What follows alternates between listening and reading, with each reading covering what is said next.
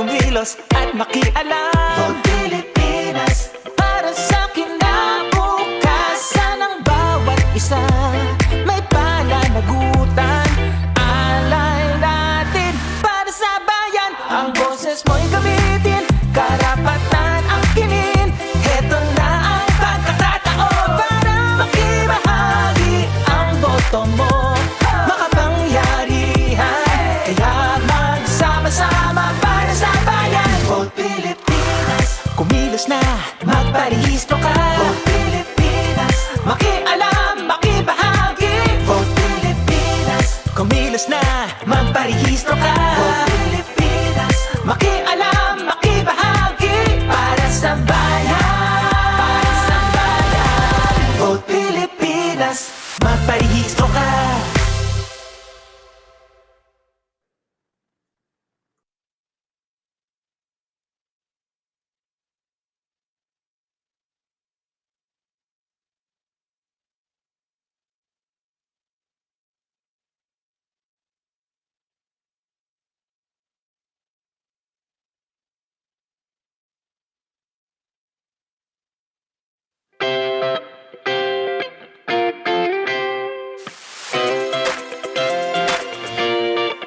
Vote Pilipinas, tara kumilos at makialam. Vote Pilipinas, para sa kinabukasan ng bawat isa.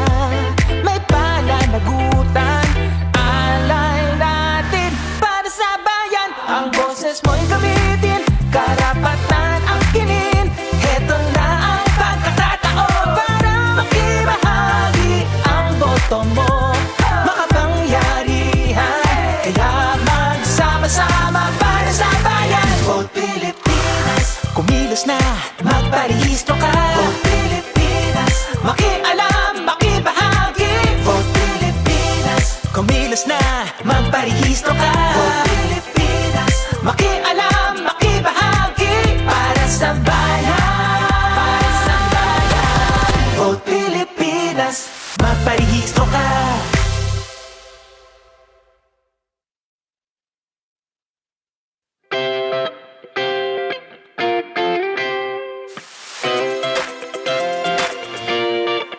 Vote Pilipinas, tara kumilos at makialam. Vote Pilipinas, para sa kinabukasan ng bawat isa. May pananagutan, alay natin para sa bayan. Ang boses mo'y gamitin, karapatan ang kinin. Heto na ang pagkakataon para makibahagi ang boto mo. Makapangyarihan, kaya magsama-sama para sa bayan. Vote Pilipinas, kumilos na, magparehistro ka. Vote Pilipinas, makialam, makibahagi. Vote Pilipinas, kumilos na, magparehistro ka. Vote Pilipinas, makialam, makibahagi para sa bayan. Para sa bayan. Vote Pilipinas, magparehistro ka.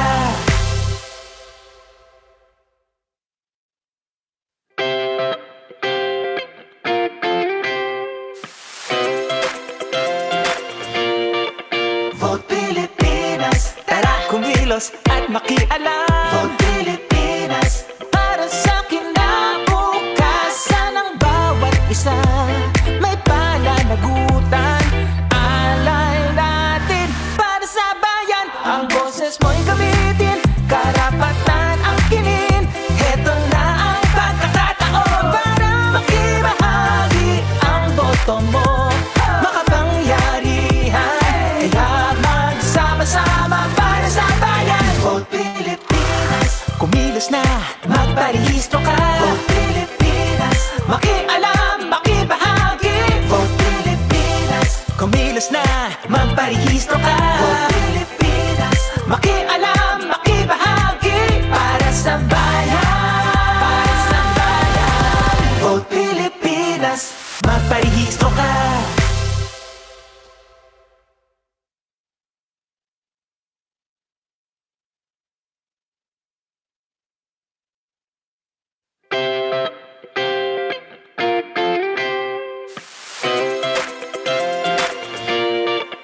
Vote makialam. Vote Pilipinas, para sa kinabukasan ng bawat isa. May pananagutan, alay natin para sa bayan. Ang boses mo'y gamitin, karapatan ang kinin.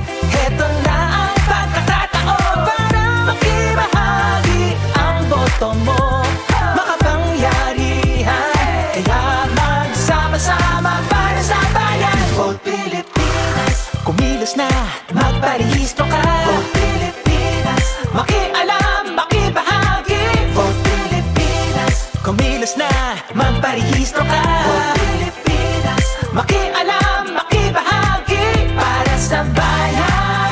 Para sa bayan. Vote Pilipinas, magparehistro ka.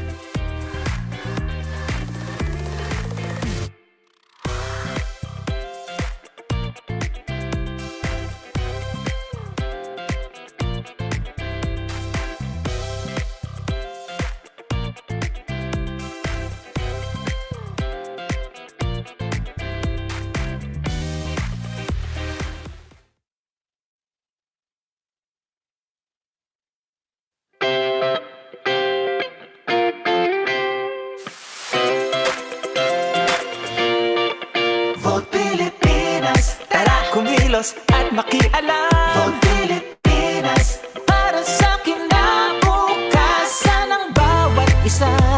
May pananagutan, alay natin para sa bayan. Ang boses mo'y gamitin, karapatan ang kinin.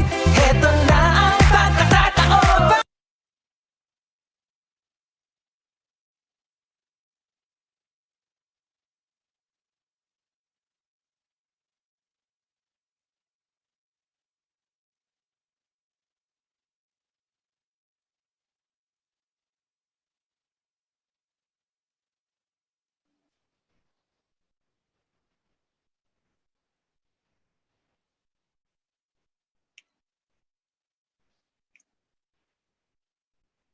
Magandang hapon po sa inyong lahat and welcome to the Vulnerable Sectors Magparehistro Ka Town Hall brought to you by Vote Pilipinas and the Commission on Elections. I'm Dorothy Maunahan, the Chief Operating Officer of V81 Radio and Digital Media Network and CEO of CAD Concepts, serving as your host for today. Muli, magandang hapon po sa inyong lahat, and first of all, we would like to thank everyone who took the time to spend their Monday afternoon with us.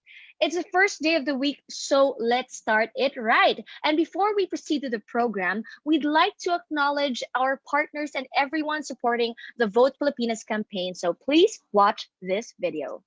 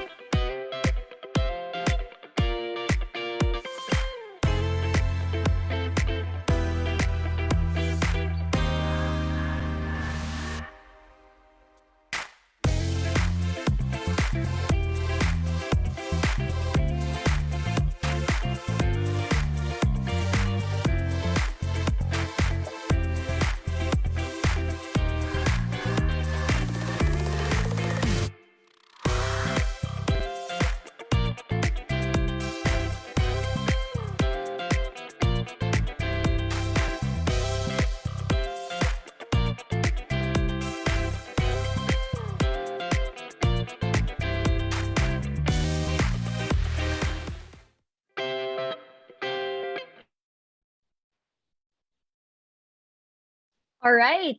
That was indeed a wonderful video. And of course, let's not forget our viewers on YouTube, Kumu, and Facebook Live. We're really happy to know na madaming partners and audience na sumusuporta sa Vote Pilipinas. Kahit nasa gitna na tayo ng pandemya, kailangan tandaan pa rin natin na may mga responsibilidad pa rin tayong dapat gampanan. Kaya maraming salamat to all of you who are tuning in and will be tuning in to our program. So guys, we're really getting very, very close to the 2022 national elections. And did you know that we only have 18 days to register? Ako, ang lapit na ng deadline. Kaya if hindi ka pa rehistrado, don't keep waiting. It's time to sign up now. And to our viewers, of course, ayain ninyo ang inyong friends, significant others, and family. Tara na't magtulungan para sama-sama tayong rehistrado at bopota sa paparating na 2022 elections. And if you need assistance, you may access the voter registration service test through the votepilipinas.com, the official Vote Pilipinas website. Ayan, no? So the Vote Pilipinas website and today's town hall event are just a few of the efforts of the campaign. And it's really to get everyone to join in the conversation and register to vote. So from what started as a passion project, Vote Pilipinas has turned into a nonprofit and nonpartisan information campaign and is now recognized as the official voter registration information campaign of COMELEC. So stay tuned because we have very informative town hall this afternoon.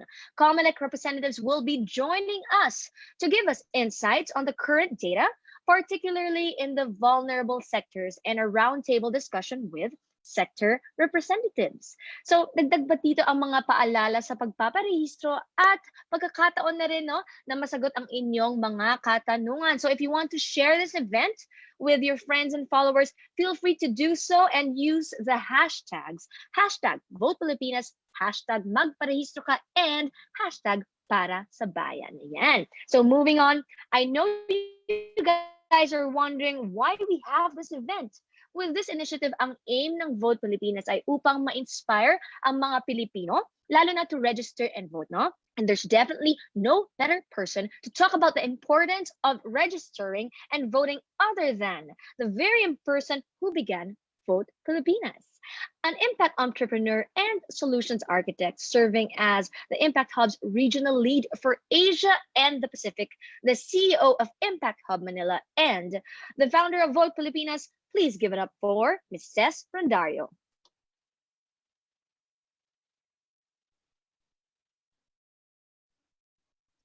Hi, thank you so much. Good afternoon, everybody. Hello, can you hear me? Good afternoon, everyone. I'm Cez Rondario, and it's such a privilege to be starting off this week with another webinar to talk about how important it is for all of us to do our part, specifically for the sector that we all want to see come out with more registration applicants, right? And so as was mentioned earlier, this started as a passion project because I really feel that there's so many people within my circle who has yet to register. This was back in 2019. And I think that sentiment still holds true today. There's still people I know who are not registered to vote.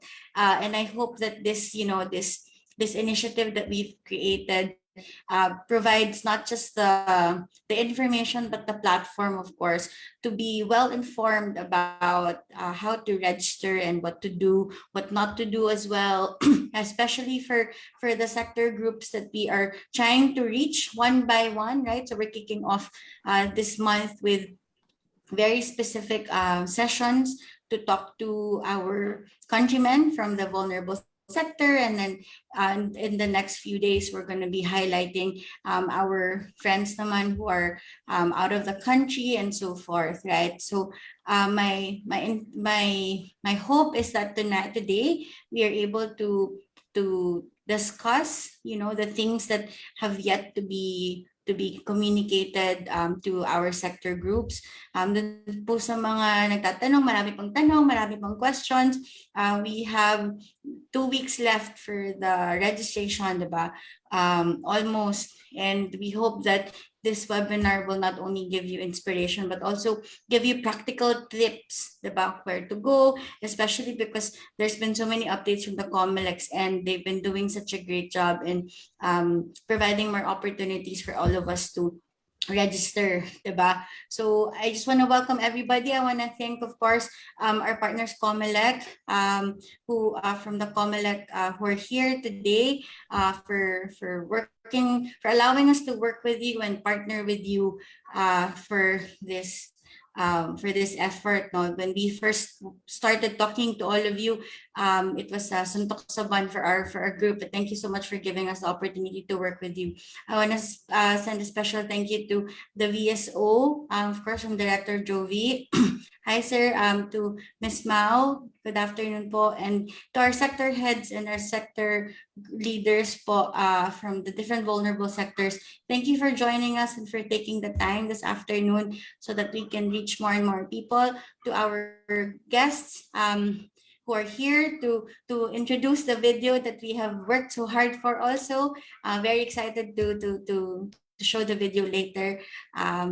There and I just want to say to all of those who are watching online, we hope that if you know you have friends in the sector who might need information, please continue to point them towards the COMELEC websites, and of course for Vote Pilipinas also the videos later will be available for everybody to watch after. But as we start and kick off this afternoon, again we want to say thank you to our partners and to all of the people who took the time this afternoon, and to our partners, Smart Communications, Grab, and all the other partners we have for the campaign. Marami pong salamat for giving the Philippines more reasons to participate and get involved.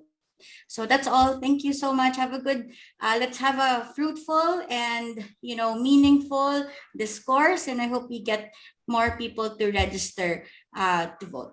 Thank you so much. All right, thank you very much, sis. And as always, we always love to hear the story of how your passion turned into action. Until now, I'm still very awed. So everyone, 2 weeks left.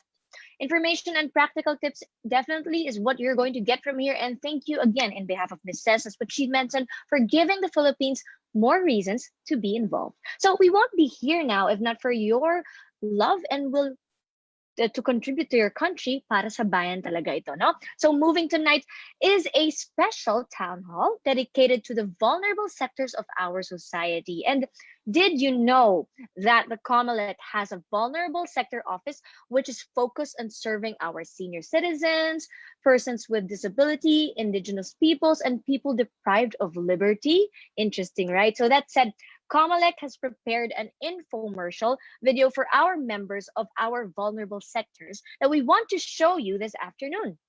And of course, I'm very excited because we have a very special guest para i-introduce ang ating video. So may I please call on one of the most respected broadcast journalists in the country, Ms. Tess Orenia Drilon. Hi, thank you. Magandang hapon po sa inyong lahat. Ako yung isang ses. Pangalawang ses. So, nais ko pong ipamudmod na ang COMELEC po ay may malasakit talaga sa vulnerableng sektor, at importante po na malaman ng COMELEC na kayo ay bahagi nito para po kayo ay mabigyan ng kumbaga parang special treatment. Makakaboto kayo sa mas ligtas na lugar, hindi na kailangan umakyat ng hagdanan. So sa mga seniors, sa mga IPs, PWDs at persons deprived of liberty, ito po ang mensahe namin para sa inyo. Hindi na ako magpapatumpik-tumpik pa. Ito na po ang aming mensahe.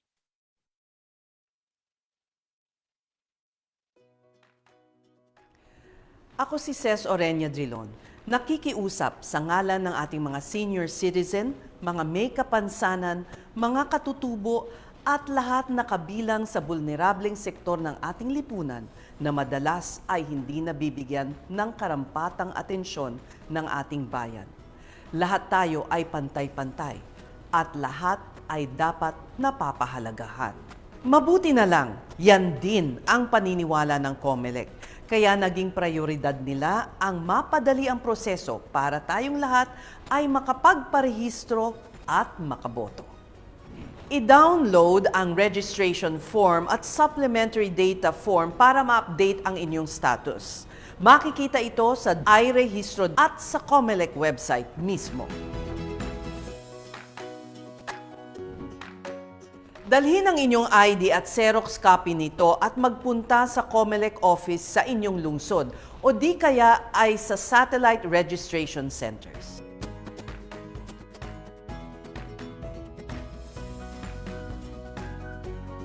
Bukas ang COMELEC mula alas 8 ng umaga hanggang alas 7 ng gabi tuwing Lunes hanggang Biyernes at alas 8 ng umaga hanggang alas 5 ng hapon tuwing Sabado.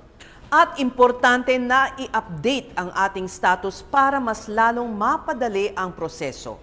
Siguraduhing i-fill up ang supplementary data form. Para sa mga may kapansanan, mayroong special lane at mga COMELEC officer na tutulong sa atin.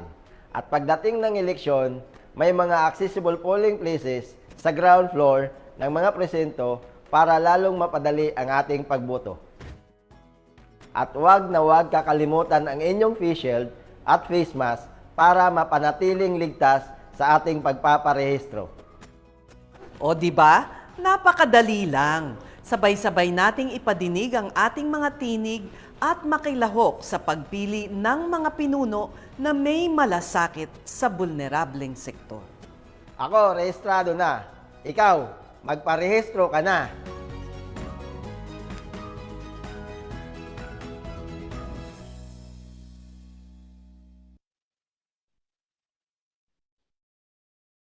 All right. So thank you for that introduction, Mrs. Ayan, no? So sa mga seniors, IPs, PWDs, and persons deprived of liberty, ito na po ang special treatment namin para sa inyo. Lahat po tayo ay pantay-pantay. So sana ay nakatulong ito sa ating vulnerable sectors sa kanilang pagpaparehistro. Tandaan lamang po, no, na ang importanteng sagutin ang supplementary data form at mag-update ng status ninyo para maka-avail ng special services sa COMELEC. Register na upang makaboto. Lahat tayo ay importante sa pagboto ng ating mga leaders because every vote counts. Okay. So to our viewers, thank you again for being with us today. Just keep on sending your questions because we will address them in a few. But before that, we are very honored to have a special message from the commissioner who is in charge of the Vulnerable Sector Office, Attorney Antonio Co Jr. or Commissioner Co, was born in Holo, Sulu, and finished his Bachelor of Arts in Economics and Bachelor of Science in Commerce, major in Business Management at De La Salle University, and obtained his Bachelor of Laws at the San Beda College of Law. In 1991, he placed 10th amongst thousands of bar examinees. Then he practiced law in various prominent law offices and also became a professor at the Arellano Law School, San Beda College of Law, and at the De La Salle College of Law. So prior to being a commissioner in the COMELEC, he first became the undersecretary at the Department of Justice in 2016 and supervised the National Prosecution Service, the Office of the Legal Staff, the Bureau of Corrections, the Office of Competition, and the Office of the Government Corporate Council. On July 11, 2018, he was appointed as a commissioner in the Commission on Elections. So we are pleased to have a message from Commissioner Antonio Co Jr. to be read by Attorney 6 Chief of Staff Lorenzo A. Reyes II. A pleasant afternoon and a pleasant and safe afternoon to everyone, to our dear partners, to the hardworking men and women of the COMELEC. And I would like to read on behalf of Commissioner Antonio Co Jr. his message, and he would like to send his regrets as he has to attend to personal matters this afternoon. So on behalf of the Commission, I would like to express my gratitude to Vote Pilipinas in partnership with the Education and Information Department and the Vulnerable Sectors Office headed by Director Jovi Balangkit for providing this platform and opportunity to address the voters and the general public and highlight in particular the concerns and processes related to the voter registrations of our countrymen belonging to the vulnerable sectors. Over the years, we in COMELEC worked hard to make our elections more accessible and inclusive, increase voter turnout among vulnerable sectors. For example, we regularly engage civic organizations and the community, conduct satellite registrations, capacity building and sensitivity training, and have permanently added accessible polling places during election day to accommodate our vulnerable sectors. All of these and similar efforts have culminated in the creation of a dedicated department within the Commission called the Vulnerable Sectors Office. We are aware that our vulnerable sectors, the youth, the senior citizens, our PWDs, members of indigenous peoples, and the indigenous cultural communities, our persons deprived of liberty, and other vulnerable sectors have different needs and limiting factors which must be addressed, and having the VSO ensures that we are able to strategically address these concerns. As we work through the ongoing pandemic crisis, our priority is not just the safety and well-being of our vulnerable sectors, but also to ensure the maximum participation of our voters as we choose our next leaders. I have witnessed the incredible strength of character and resilience of our voters, including our vulnerable sectors, and their desire to participate in the national upcoming elections, and have enduring faith in the skills, determination, and compassion of my colleagues in the COMELEC. Please be rest assured that we are doing our absolute best within the limits of time, our health, and this pandemic to ensure the success of the 2022 national and local elections. We ask for continued understanding and cooperation leading up to May 2022. Stay safe and may God bless us all. Thank you very much. Thank you very much again to Attorney 6 Chief of Staff Lorenzo A. Reyes Jr. The second, sorry. Thank you very much for that. Also, that wonderful message, Commissioner Ko. Indeed, a lot of efforts that have eventually turned to be a vulnerable sectors office, or the VSO, is definitely helpful and can address special concerns. And it's not just the safety, but the desire of everyone, including the vulnerable sector, to participate in the coming election. So kudos to you and your office, Commissioner Ko. And we hope the viewers got some points, because ang dami kong nakuha na insights even from that warm message. And as citizens of this country, it is always going to be our duty to vote. Maraming salamat po muli, no? So at this point, for sure, gusto malaman ng ating viewers kung ano na nga ba ang estado ng voter registration ng ating vulnerable sectors. So, to answer our questions, we have Vulnerable Sector Office COMELEC Director Jovi Balangkit. Welcome, Director Jovi. Hello, good afternoon, Dory. Good afternoon to everyone. And congratulations, no? Sa simula pa lang, I would like to congratulate both Pilipinas for this undertaking, and this is definitely helpful to all the potential and qualified voters belonging to the vulnerable sectors office, no?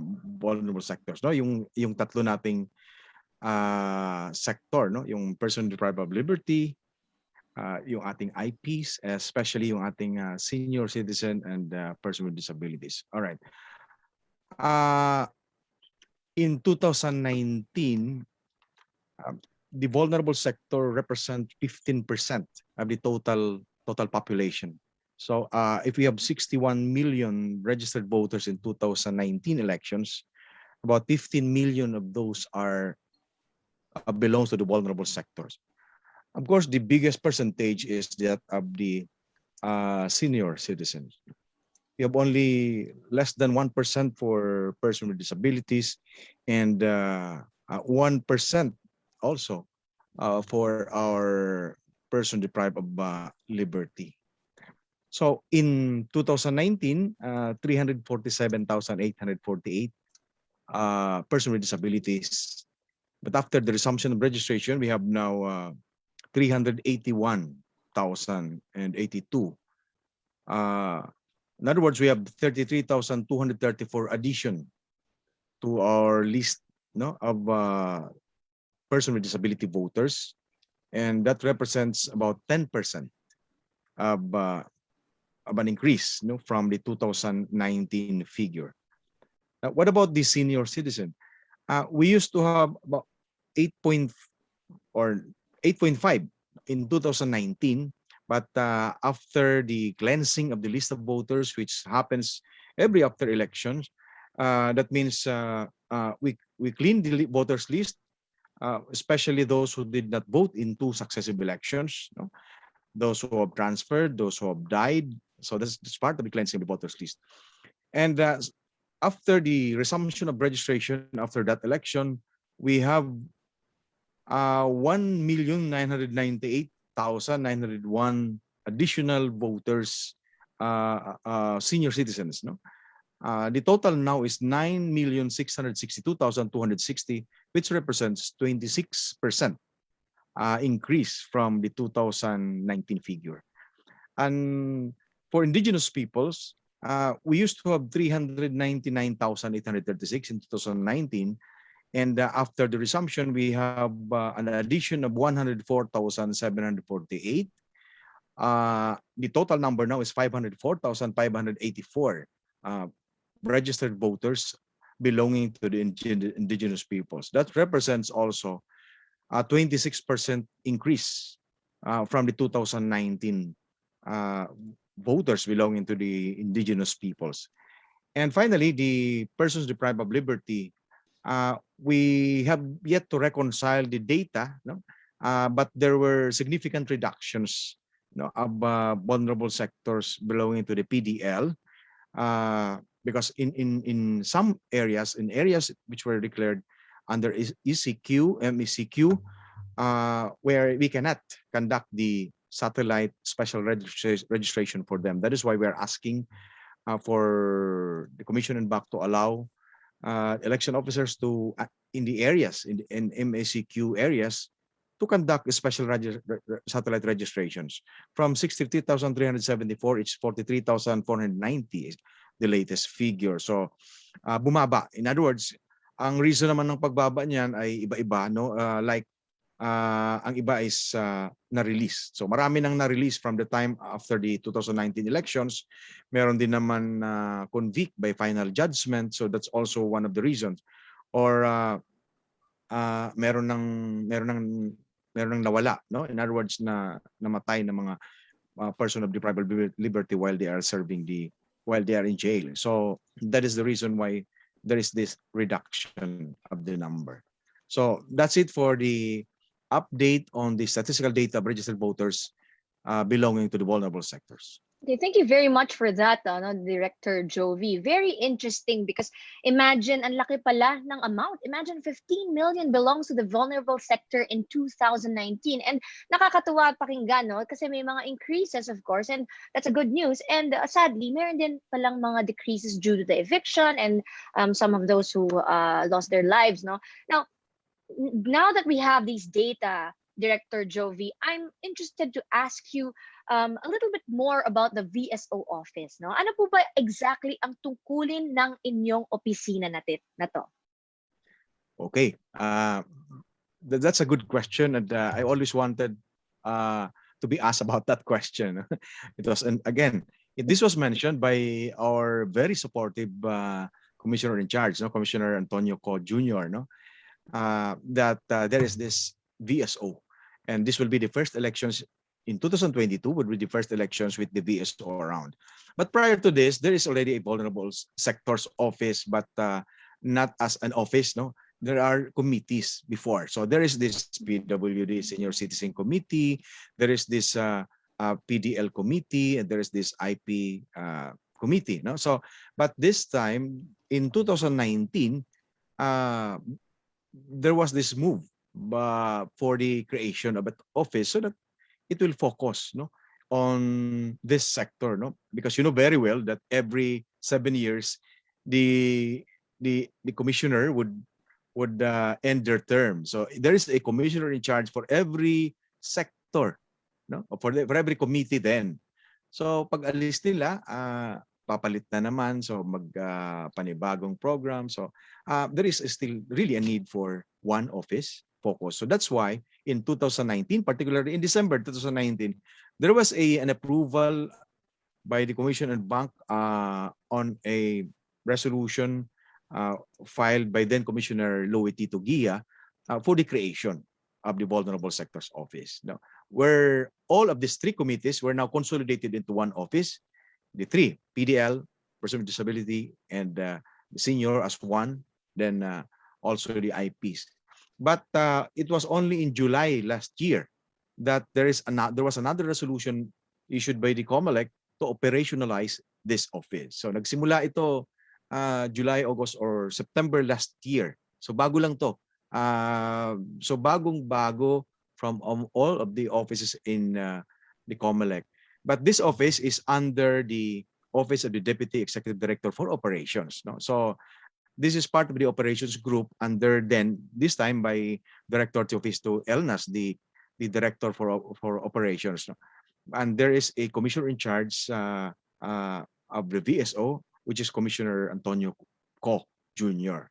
So that's it. That's the reason. So the reason for this is for the COMELEC to have a focus office that will address all the issues, all the concerns of the vulnerable sectors, particularly in the registration concern as well as the voting concerns. No, so ito maganda itong pinag-usapan ngayon because this is insofar as the registration concerns. No, there are barriers, there are challenges in their desire to participate and get involved in the election. So saludo ako dito sa pagpapartner ni Vote Pilipinas with COMELEC for registration. So we still have remaining time for them to register. So that's about VSO. So please remember it's VSO.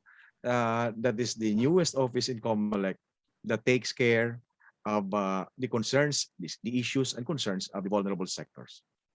All right, thank you very much, Director Jovi. Ang ganda ng storya nyo, no? Imagine 2022 is going to be very special because the VSO, no, the office is now around and operationalized. And imagine the committees of PDL, PWD, IPSC.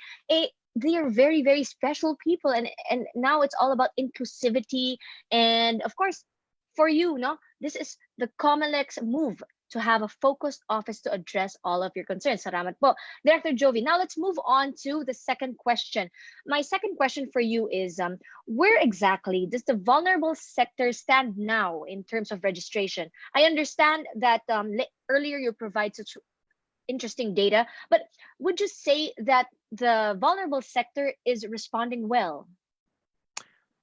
I believe so. No, as shown from the data, the efforts of COMELEC and in partnership with our stakeholders, organizations, and some other government agencies to encourage the voters, it's positive. No, there is indeed a favorable response from them. No, as shown by the figures. No, 10% of the persons with disabilities, despite the pandemic, have responded, and 33,234 of them have now been included in the list. So senior citizens especially, with the pandemic, they still managed to have 2 million of them nationwide to register as voter. And even the indigenous peoples also with 26%. So there is indeed an increase, and we can say that there is a favorable response on our call for registration. Pero siyempre, baka meron pa dyan which could be could be encouraged through this program that we have right now this afternoon through the effort of the Vote Pilipinas. Thank you to you. Maraming salamat po. That's wonderful news, no? I do agree na kayang-kaya pa kasi may oras pa po para magrehistro or magparehistro. Now, Director, would you know at this point how many newly registered voters are there, or the total number of newly registered voters in terms of the entire vulnerable sector? Okay. From here, we have roughly 2.1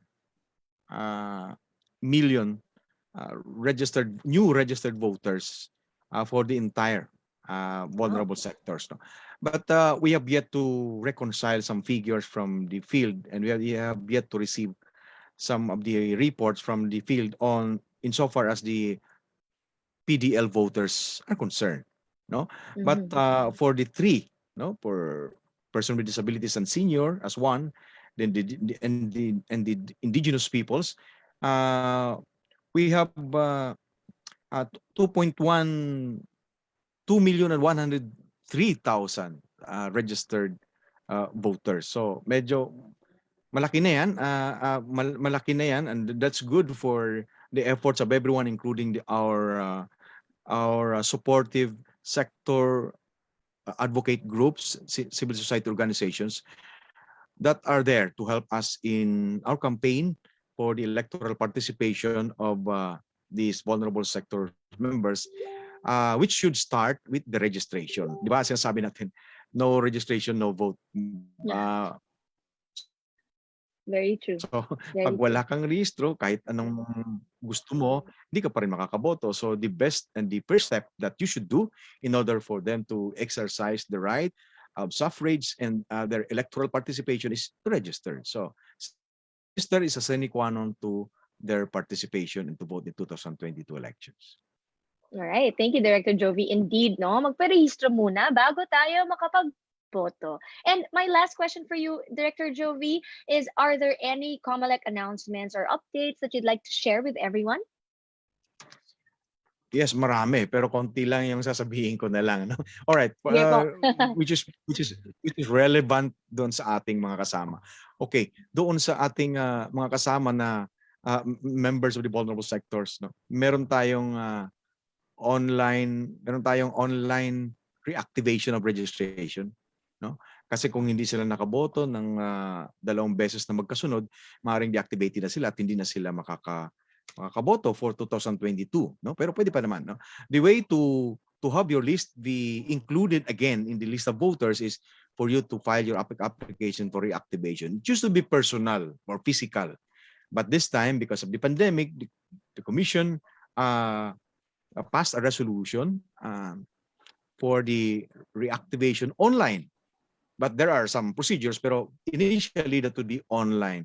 So by online doon sa election office kung saan ka nakarehistro, pwede ka nang mag-file ng application for reactivation. No? Pero tapos, kung ikaw ay person with disability and senior citizen, you have another option. Pag wala kang internet dyan sa bahay mo, you can ask your member, any member of the household or a relative living with you there, or your son, your daughter, or your sister to file an application for reactivation doon sa COMELEC. So ito yung application for reactivation through an authorized representative. So dalawa na, no? So pwedeng online. Kung wala kang pang online, pwede ka naman magpadala ng authorization at siya na ang mag-file ng application. So that's one. No? At ang vulnerable sectors, meron tayong mga other, hindi lang sa vulnerable sectors, no? Registration starting with iRehistro, then meron tayong mobile application. Ang aming paalala sa kanila ay hangga't maaari pagdating nila doon ay mag-fill up na o magdala na ng application form na duly accomplished saka yung Xerox copy ng kanilang ID para pagdating doon minimal na lang yung stay nila doon at ma-avoid nila yung contact from other individuals, no. So doon muna ang unahin ko because we are still on registration, no. Mayroon pa naman siguro tayong time pagdating doon sa voting concerns, no? Pero again, we are doing our best to have all of you or qualified and potential voters belonging to these sectors to register, no? Medyo marami pa namang oras yan, especially now na meron na tayong mga mall registrations pagdating sa highly urbanized in NCR and some of the highly urbanized cities. Pero doon sa mga offices nila, meron pa ring registration. So that's all about that, the information that or the announcement that we have for the qualified vulnerable sector members. Alright, maraming salamat po ulit, Director Jovi Balangkit. And again, to our audience, please go out and register. Ayan, meron na tayong online reactivation, application through an authorized representative, mobile application, and mall registration, lahat na po, no? So, we don't have any reasons not to register so we can exercise our right to suffrage. And good to know that we have the VSO to assist the members of our vulnerable sectors. So, indeed, you heard it from the source. May time pa, so go out and register. I-ready na ang inyong mga requirements at face masks. Pumunta na sa pinakamalapit na COMELEC office sa inyong lugar at magparehistro. Importante talaga ang boto mo. Now, for the next segment, pagkakataon na natin para makakuha ng messages and reminders straight from the sector representatives from the Vulnerable Sector Office. So para sa department na ito, aalamin natin kung ano-ano ba ang mga services na ino-offer ng COMELEC para sa ating mga vulnerable sector at pati na rin ang ilan pang mga paalala mula sa ating mga officers. So for the sector representative of the senior citizens and the persons with disability, we have Ma'am Maureen Avamata. Hello, Ma'am Maureen. Yes, hello po. Good afternoon or good evening na po ba? Yan. Hello po from BSO. Yes Hello po. po. No, and for the sector representative of the indigenous peoples, we have Jal Disomimba. Hello. Hello po. Good afternoon. Good afternoon po.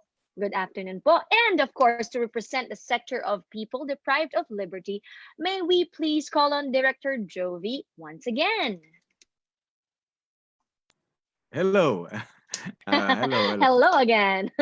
So, we're very pleased to have you all. And ayan, it's 5:51. Afternoon pa po, no? So, good afternoon po ulit sa lahat. And thank you for taking the time to be with us today. Ayan, meron po akong mga katanungan pa rin po, no?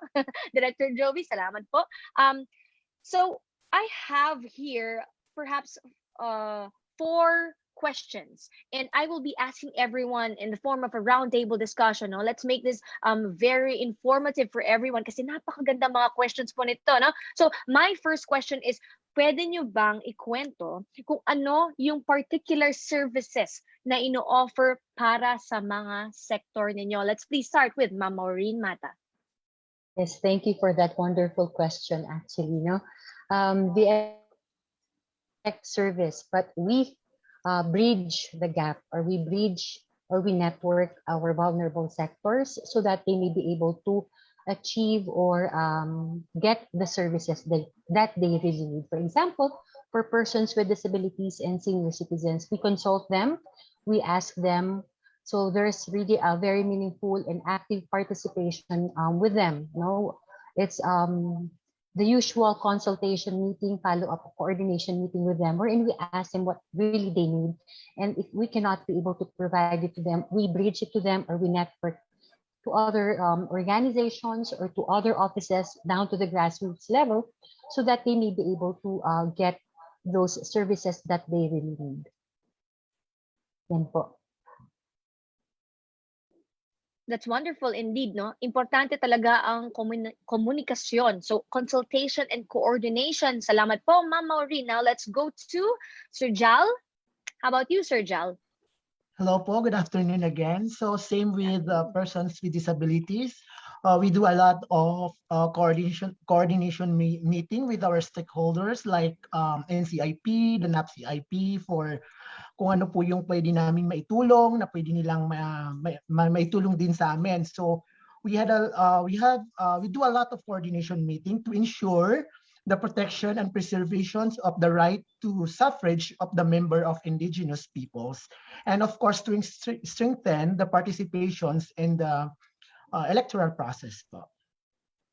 That's nice, no? So the nice thing is that apart from what Miss Maureen said, na consultation and coordination, na-highlight ni Sir Jal na also with stakeholders, because at the end of the day, it's the protection and preservation of the right of suffrage. And of course, let's proceed to Director Jovi.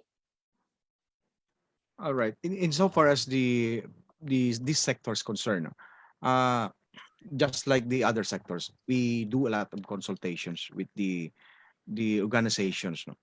Because it's from them that we know what should be addressed, what should be, for instance, in the registration process, we have asked the Commission and Bank for an approval of a certain uh, uh, special registration procedures for the PDL during the pandemic, no? Because you know very well that there is a need to ensure the safety of the PDL too, no? Kasi pag pumasok kami, baka kami ang mga super spreader doon sa kanila dahil kailangan maingat sila. In fact, the personnel will sa kanilang personnel 15 days papasok, 15 days off, and they make sure na walang mga walang infection or walang spreading. Kaya merong special procedure na ginawa rin so that we limit the contact of our personnel and the personnel of the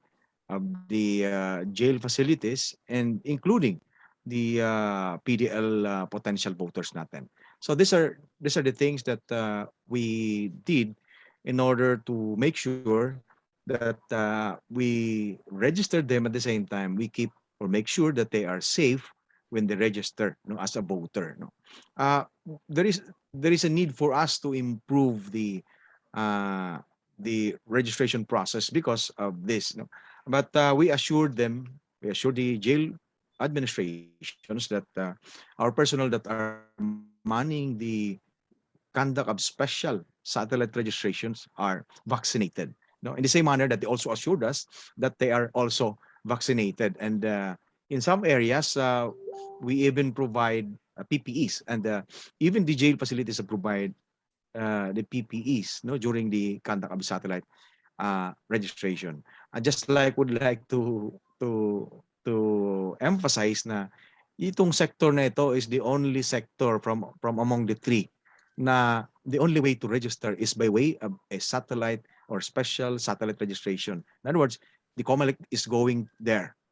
Hindi naman sila makakapunta sa amin to register eh. Unlike yung senior citizen or person with disabilities na makakapunta sila kahit papano sa aming tanggapan kung talagang magpaparehistro or sa indigenous peoples. Pero ang PDL ay hindi po yan makakapunta sa COMELEC office or sa mall, no? So there is a need for us to go there. So that's the only way for us to register the person deprived of liberty, no? Kasi alam naman natin ang batas na unless they are convicted by final judgment of a crime which penalty is 1 year and above, they're still allowed, and there is still no civil interdiction for them. Kaya pwede pa silang bumoto as a citizen of the Philippines. No? It's only upon conviction by final judgment of those crimes that a penalty of 1 year and above, if it is final, that they are deprived. No, they could be deprived of their right. No, and they can only reacquire the right 5 years after the service of the sentence. So, yun po yung pagkakaiba. But in the meantime, that there is a case, there's a hearing in courts as a detention prisoner, they are, and they should uphold the right to vote. That's wonderful. I really admire what the office is doing. Imagine aside from the special procedure, no, to limit contact, it's really us respecting that right that they still have, no? And bukod doon, magaling kasi there's vaccination, there's PPEs, and that's more important because yun nga, nabanggit nyo nga kanina, no, direct na madami ding namamatay, and with all of these improved processes, hindi na po natin, no, maiwasan na po natin yon. So maraming salamat. Let's now proceed to the next question. And the next question is, ano naman po ang ginawa nila upang ma-accommodate yung mga vulnerable sectors sa COMELEC offices? So I think that this particular question would be for Miss Maureen and Sir Jal. Miss Maureen, would you like to start? Oh, yes. Okay, thank you. So to continue with the services that I've answered a while ago po, no? Ano ba yung mga ginawa ng Vulnerable Sectors Office para ma-accommodate ang ating mga vulnerable sectors, particularly sa sektor ng may kapansanan at sa mga nakatatanda? So sabi ko nga kanina, may aktibo at meaningful na participation, ano? Through a very meaningful consultation with all our stakeholders, inalam po natin ano yung boses nila, ano ba yung totoong pangangailangan nila. Kasi sila lamang po ang nakakaalam kung ano yung dapat. Silang eksperto, hindi po kami. So nung nalaman po namin, gumawa po kami ng mga iba't ibang strategiya na nasimulan na po ng dati, sa committee pa po dati noon, ng Person with Disability and Senior Committee. At ito po ay aming pinagpatuloy at pinayabong ika nga po. No? Mas in-enhance namin. Like for example, sa voters registration, nag-isip po kami kung paano ba makipag-ugnayan, no, sa iba't ibang opisina dito sa loob ng COMELEC, ano yung mga dapat magandang gawin, no? At kung paano maibababa ito sa mga election officers sa community level. At paano rin makikipag-ugnayan ang ating mga organisasyon ng mga nakatatanda at ang mga may kapansanan na magkaroon ng parang isang coordination or networking, ano, yung tamang pagkilos na gagawin.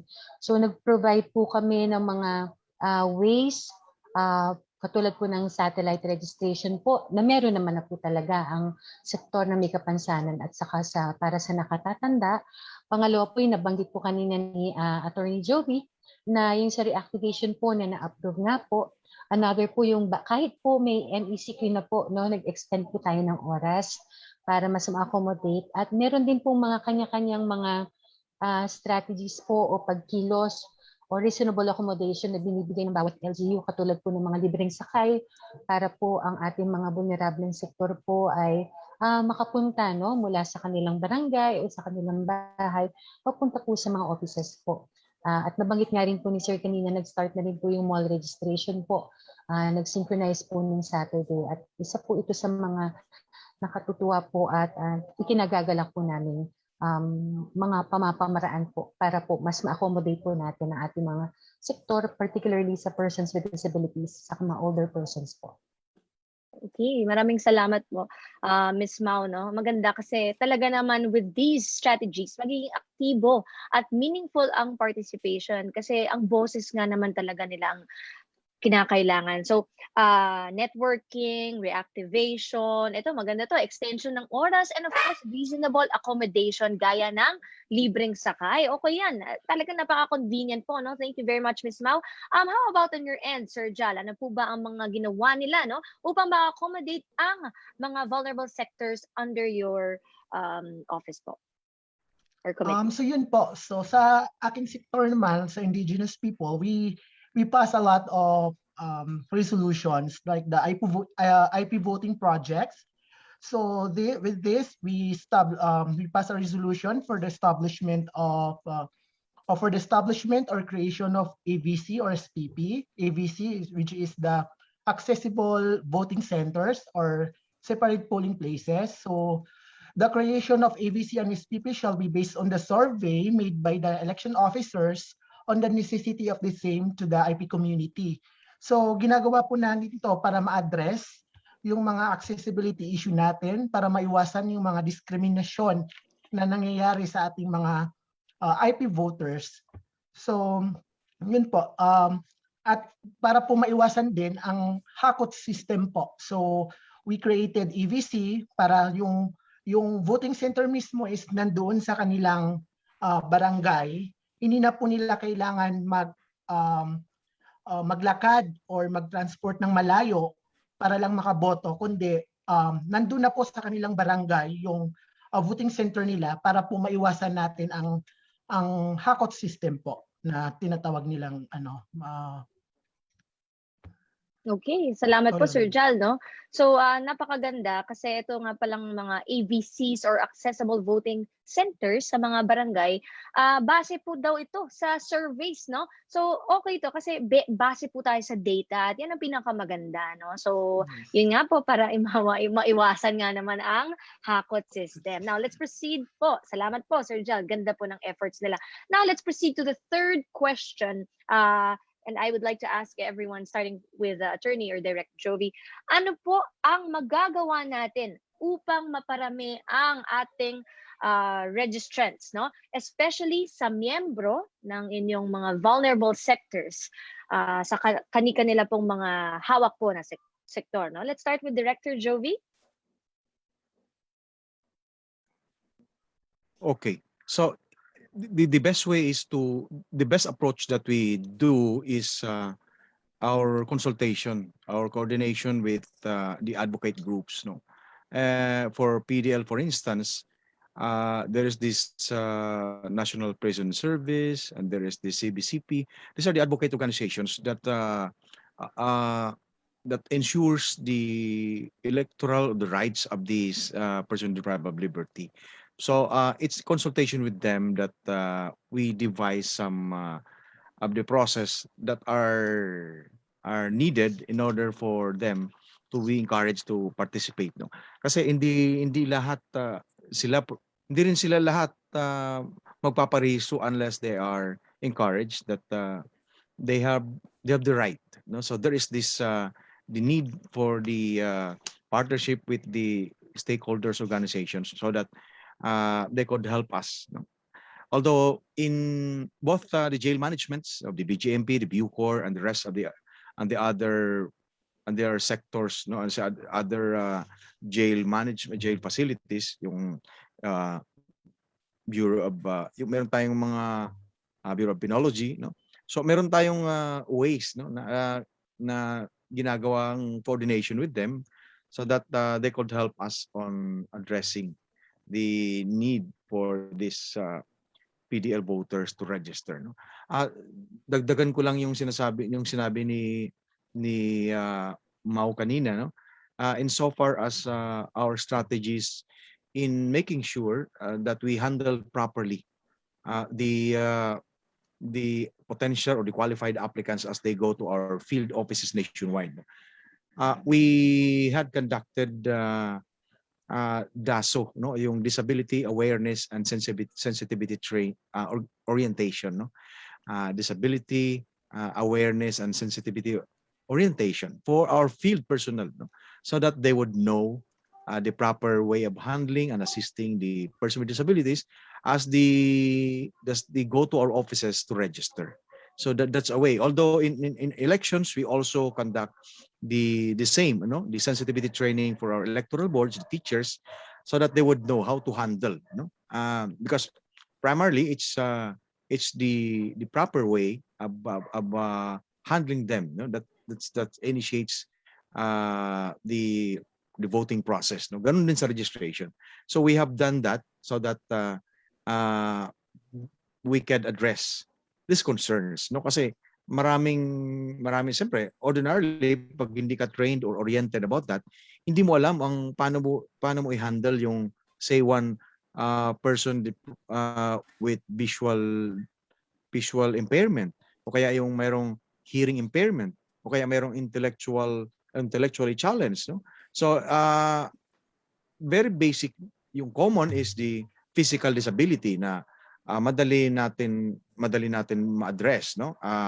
Normally they are in wheelchair or in crutches, pero meron pa ring way of properly doing that. So these are the things that we have done for the registration, for managing or handling the person with disabilities as we go to our offices in the field, no. You know naman na VSO is a policy making office, no?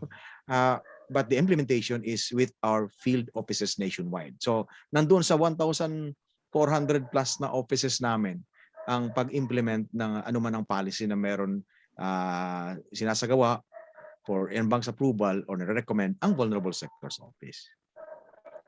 Okay, maraming salamat po, no. Indeed, talaga naman nitong pandemyang ito, no, Direk, consultation and partnerships, especially po, no, sa sektor nyo, napakaganda niyan because indeed with the advocate groups and the organizations, we will definitely be able to ensure the electoral rights. And I like what you said, no, kasi if there is really something new, no, lalo na sa pandemyang ito, tapos magkakaroon tayo ng election, it's really the information and awareness, lalo na sa pag-handle po, no, ng let's say the PWDs, for example, and that DASO you mentioned, the disability awareness and sensitivity information. I hope that I got that right.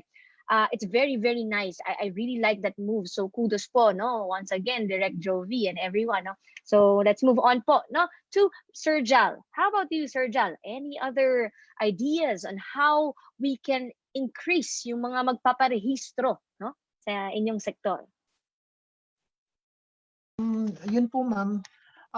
We have satellite registration po, no? So, dito po sa VSO, there shall be an exclusive, or sa COMELEC po, there shall be an exclusive special satellite registrations for the member of indigenous peoples para po ma-assure natin na yung mga ating mga katutubo ay makarehistro at makaboto sa parating na election po. So we have satellite registrations, and we have also allowed NCIP ID, yung certification na para gamitin ng ating mga katutubo. Kasi po karamihan po sa ating mga katutubo ay walang ID, walang identifications. So ngayon po, we have a resolution na ang NCIP certification ay pwede po siya i-present as valid ID po para po magparehistro po. Ayan, so napakagaling, no? At least less hassle na rin because aside from the exclusive special satellite registrations for IPs or ang ating mga katutubo, no, we have again po, no, highlight ko lang, NCIP certifications in lieu of IDs. Ayan, very, very exciting. Maraming salamat po, Sir Jal, for sharing that. And of course, Miss Maureen Mata, how about on your end po? Yes, let me just reiterate, no, napaka-importante ang networking and partnership kasi hindi kakayanin ni DSO ni COMELEC itong kumilos mag-isa, no? So kaya napaka-importante na pinapaigting natin ang samahan sa ibang mga NGOs, no, na tuloy na nakikibaka, ganun din sa mga people's organizations of lalo sa mga nakatatanda at sa mga may kapansanan. Kasi sabi ko nga kanina, it is nothing about us without us. So we have to ensure that no one should be left behind. And siguro isa doon ay yung SOCMEDs natin, ano? Kung titingnan po natin sa ating COMELEC Vulnerable Sectors Office Facebook page na meron po kami ginawa, sinishare po namin yung mga meron pong information na galing po sa COMELEC, doon po sa COMELEC Vulnerable Sectors Office Facebook page po natin at doon po namin pinapakita kung ano-ano yung mga dapat gawin at mga during the voters registration po ano yung mga dapat dalhin ng iba't ibang mga vulnerable sektor na meron po tayo dito sa COMELEC. Another is po yung personal sigurong pakikipag-ugnayan din. Meron kaming personal touch sa mga leaders po sa national level, no, ng mga nakatatanda, ng mga indigenous peoples, of course, ng persons with disabilities, at mga NGOs din po. Kasi napaka-importante po na may mga ganong paglalambing, no, sa bawat isa. Kasi sino po bang magtutulungan kung di kami-kami, tayo-tayo din lang naman po. At the same time, sa dami po ng pagkilos na ginawa po ng VSO, sa totoo lang po, this past few months ay napaka-toxic po. Dahil kunyari po ako, iisa lamang po akong sector head. So sa dami po ng ginagawang social preparations po para ma-ensure namin na hindi ma-disenfranchise, we have to see to it na kasi nagtingin po kami or humingi po kami ng tulong siyempre sa COMELEC at sa mga election officers po natin kung may mga proposed emergency accessible polling places po ba sila sa mga voting centers. Pangalawa po yung sa accessibility po ng mga voting centers para sa ating mga iba't ibang klase ng mga may kapansanan, para sa mga gumagamit ng wheelchair, mga saklay, mga hindi nakakarinig katulad ng sign language interpreters, kung kailangan ba nila ito saka sa ating mga kapatid na mga hindi nakakakita o yung mga kulang sa paningin. So, tinitingnan po natin ano ba yung mga kakulangan pa na maitutulong o maipoprovide natin para sa kanilang accessibility and also the provision of reasonable accommodation. Okay, maraming salamat po. No? I really like what you said about VSO not being able to do it without partners. Kasi sa ngayon, no one should really be left behind, and napakaganda po Miss Mau ng nabanggit niyong personal na pakikipag-ugnayan kasi iba pa rin po sa ngayon no? It's really different if you do things with a personal touch.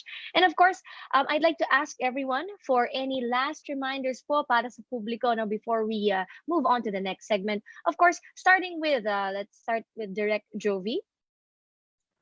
Yes, meron pang panahon para magparehistro, no? At sulitin natin ang mga binibigay natin ng mga kaparaanan para magparehistro. Napakadali na yan, napaka-convenient sa atin. Gaya ng sinasabi ko, hindi tayo magkakaroon ng isang electoral participation. Hindi tayo makakaboto kung hindi tayo rehistrado. Kaya magparehistro para makaboto. Yun yung ating sinasabi palagi. Maraming paraan. No? Sana po ay tumugon tayo. No? Dahil itong mga araw na ito hanggang September 30, ay binibigyan natin ng pansin ng tungkol sa pagpaparehistro. Pagkatapos ito, iba naman yung pag-uusapan natin, yung voting process. No? Iba naman yung challenge na yan, iba naman yung barriers na yan na kailangan nating i-address. No? Paano ba ang pagboto? Paano ba siya makakapunta? Paano ba anong type of disability? Paano ba siya? No? So iba-iba naman, iba na yun. Pero sa ngayon, dito muna tayo sa pagpaparehistro. Sana po ay magkaroon ng lahat ng mga nandito o lahat ng mga na nakikinig sa atin ngayon na pwede bang paki-relay ang information sa ating kapitbahay, sa ating kamag-anak na hindi pa rehistrado na magparehistro, lalo na itong ating mga members of the vulnerable sectors. Okay, Director Jovi, thank you very much. No? So again, step 1 po muna tayo, magparehistro para makaboto, tumugon po tayo. Of course, let's proceed to Sir Jal. Any last words po? Hello again. Para po sa mga katutubong Pilipino, tayo po ay magparehistro na po para po ma-exercise natin ang right to suffrage, at pumili ng ng ating official. So para po tayo makaboto, magparehistro na po tayo at pumunta na po tayo sa mga malalapit na election field offices or tingnan natin yung mga schedule ng ating satellite registration para po makapagboto na po tayo. So tara na po at ilang days na lang po matapos na po ang ating registration. So every vote counts po. So parehistro na po. All right, maraming salamat po. No? Again, every vote counts. Ilang days na lang po to September 30. Kaya tara na po. And of course, Ms. Maureen, any last reminders po para sa publiko? Yes, thank you very much po sa lahat ng mga tagapakinig natin sa araw na ito. Para po sa mga nakatatanda at saka sa mga may kapansanan po, this is your last chance. Ilang araw na lamang po, wag po natin antayin yung huling araw ng Setyembre upang tayo ay magparehistro. Simulan na po natin bukas din at we ensure you na kung ano man yung pangangailangan nila ay aming maipoprovide sa abot ng aming makakaya. Pero kailangan po namin malaman ang inyong totoong pangangailangan lalo na po sa pagboto. Kasi kung hindi po namin alam, paano po namin magagawaan ng solusyon o pamamaraan po. This is to ensure, of course, na hindi po maulit kung ano man yung mga nangyari sa sektor ng mga may kapansanan at nakatatanda nung unang mga nakaraang eleksyon kung saan ako po bilang isang amputee, isa po ako may kapansanan, na-experience ko po ang barriers and challenges po kung saan ako'y akit panaog pa at hirap po sa pagboto. Dahil ayaw naman po nating ma-experience na po ito na ating mga kapatid. We try as much as we can, no, to provide accessibility and reasonable accommodation to all our persons with disabilities and senior citizen voters. And with that po, tara na po, magparehistro na po tayo. Maraming salamat. Ayan, maraming salamat po muli. Tara na po at pagparehistro. So thank you very much, Ma'am Maureen Avamata, Sir Jal Disomimba, and of course, Direct Jovi Balangkit again. Mabuhay po kayo. So for our next segment, this one is very special dahil we invited different representatives from the vulnerable sector. So we have Ma'am Salvacion Basiano, Sector Representative for Senior Citizens, National Anti-Poverty Commission. Also with us is Ma'am Judith Marania, Sector Representative for Indigenous Peoples, National Anti-Poverty Commission. And of course, with us also is Mr. Arnel Abe, an athlete and paraswimmer representing our sector of persons with disability. So magandang gabi po sa ating mga sector leaders and representatives, and welcome po sa ating town hall. Kamusta po kayong lahat?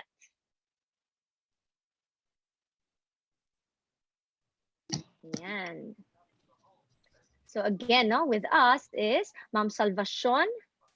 Magandang gabi Judith. po sa inyong lahat, Ma'am Dory, at sa ating mga kasamahan ngayong gabi. Maraming salamat. Salamat Good po. evening. Good evening po. Ma'am Judith. Good evening to everyone. Magandang gabi sa lahat. Alright, salamat po. And of course, Sir Arnel, hello po. Magandang gabi po sa inyo. Magandang gabi po sa lahat at magandang gabi din po sa inyo, ma'am. Ayan, ganda po ng segment na ito.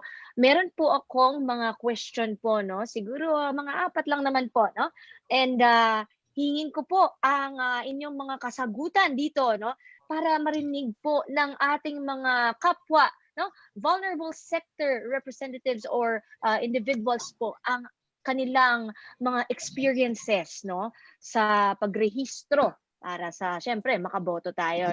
So ang unang question ko po ay, bakit po importanteng bumoto at magperehistro? So unahin po natin si Ma'am Salvacion. Maraming salamat. Bakit nga ba importanteng bumoto tayo?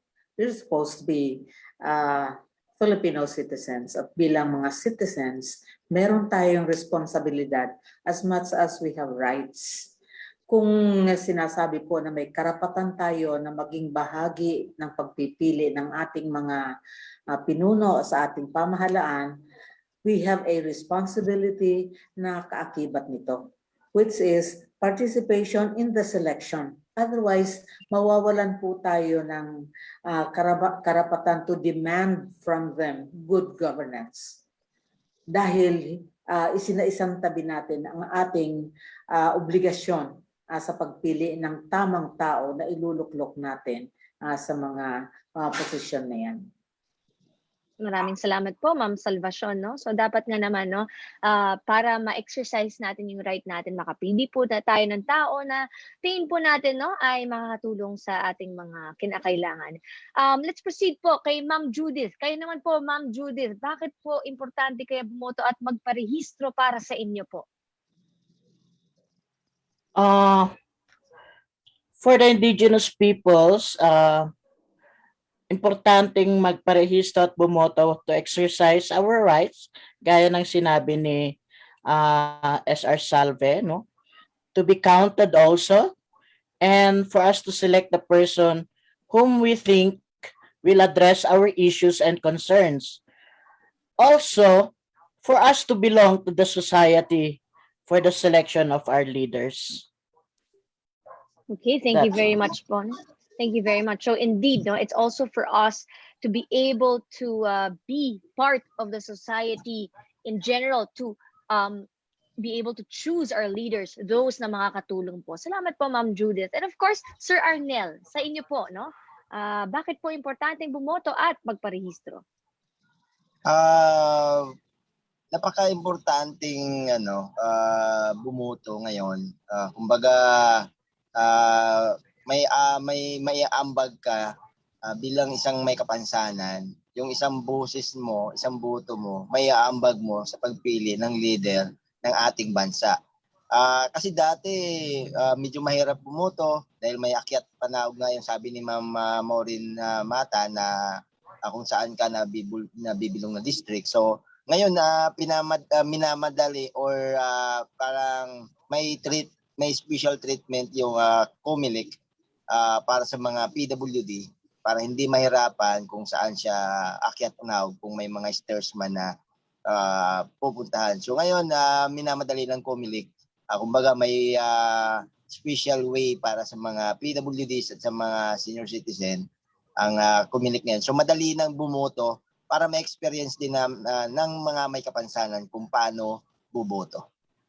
Maraming salamat po, no? Napakagandang convenience nga naman na iparating ng COMELEC at nakakatuwa ng sinabi niyo, Sir Arnel, no? Isang boses, no? At boto. Malaking pag-aambag na ito, no? So, proceed po tayo sa next question, which is, ano po kaya sa tingin niyo ang role ng inyong sektor, no? Sa eleksyon at sa nation building. Ayan. So, simula po tayo ulit kay SR Salve. Kung anong uri ng lipunan meron tayo ngayon, hindi yan sumulpot na lamang na katulad niyan bilang parang isang kabote. Historically, ang ating bansa, ang ating nation is a product of yung conglomerate of events at saka mga contributions na pinagsama-sama ng iba't ibang mga tao na nauna sa mundong ito at ipinagpatuloy at binago o nilagyan ng mga pagbabago ang ating lipunan. So bilang mga nakatatanda, I would like to claim na ang mga nakatatanda ay nagdaan ng maraming panahon. We spent our lives building lives. We reared our families, we created communities, we took part in policy decisions para sa ating bansa. So kung anong mga policies nakikita natin ngayon na dapat baguhin, it's all because nagbago na rin naman ang mga tao at nagbago na rin ang pamumuhay natin ngayon. Siguro noong mga panahon that these policies were instituted, yun yung panahon na yun ang pangangailangan ng mga tao. Kumbaga, this is a dynamic society. There has to be changes to adapt to the new, to the needs of the new times.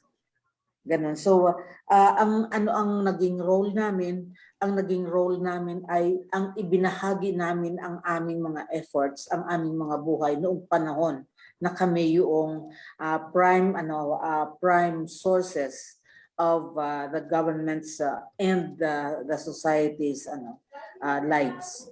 Yung ganun. So, para sa akin, napakalaking responsibilidad nito.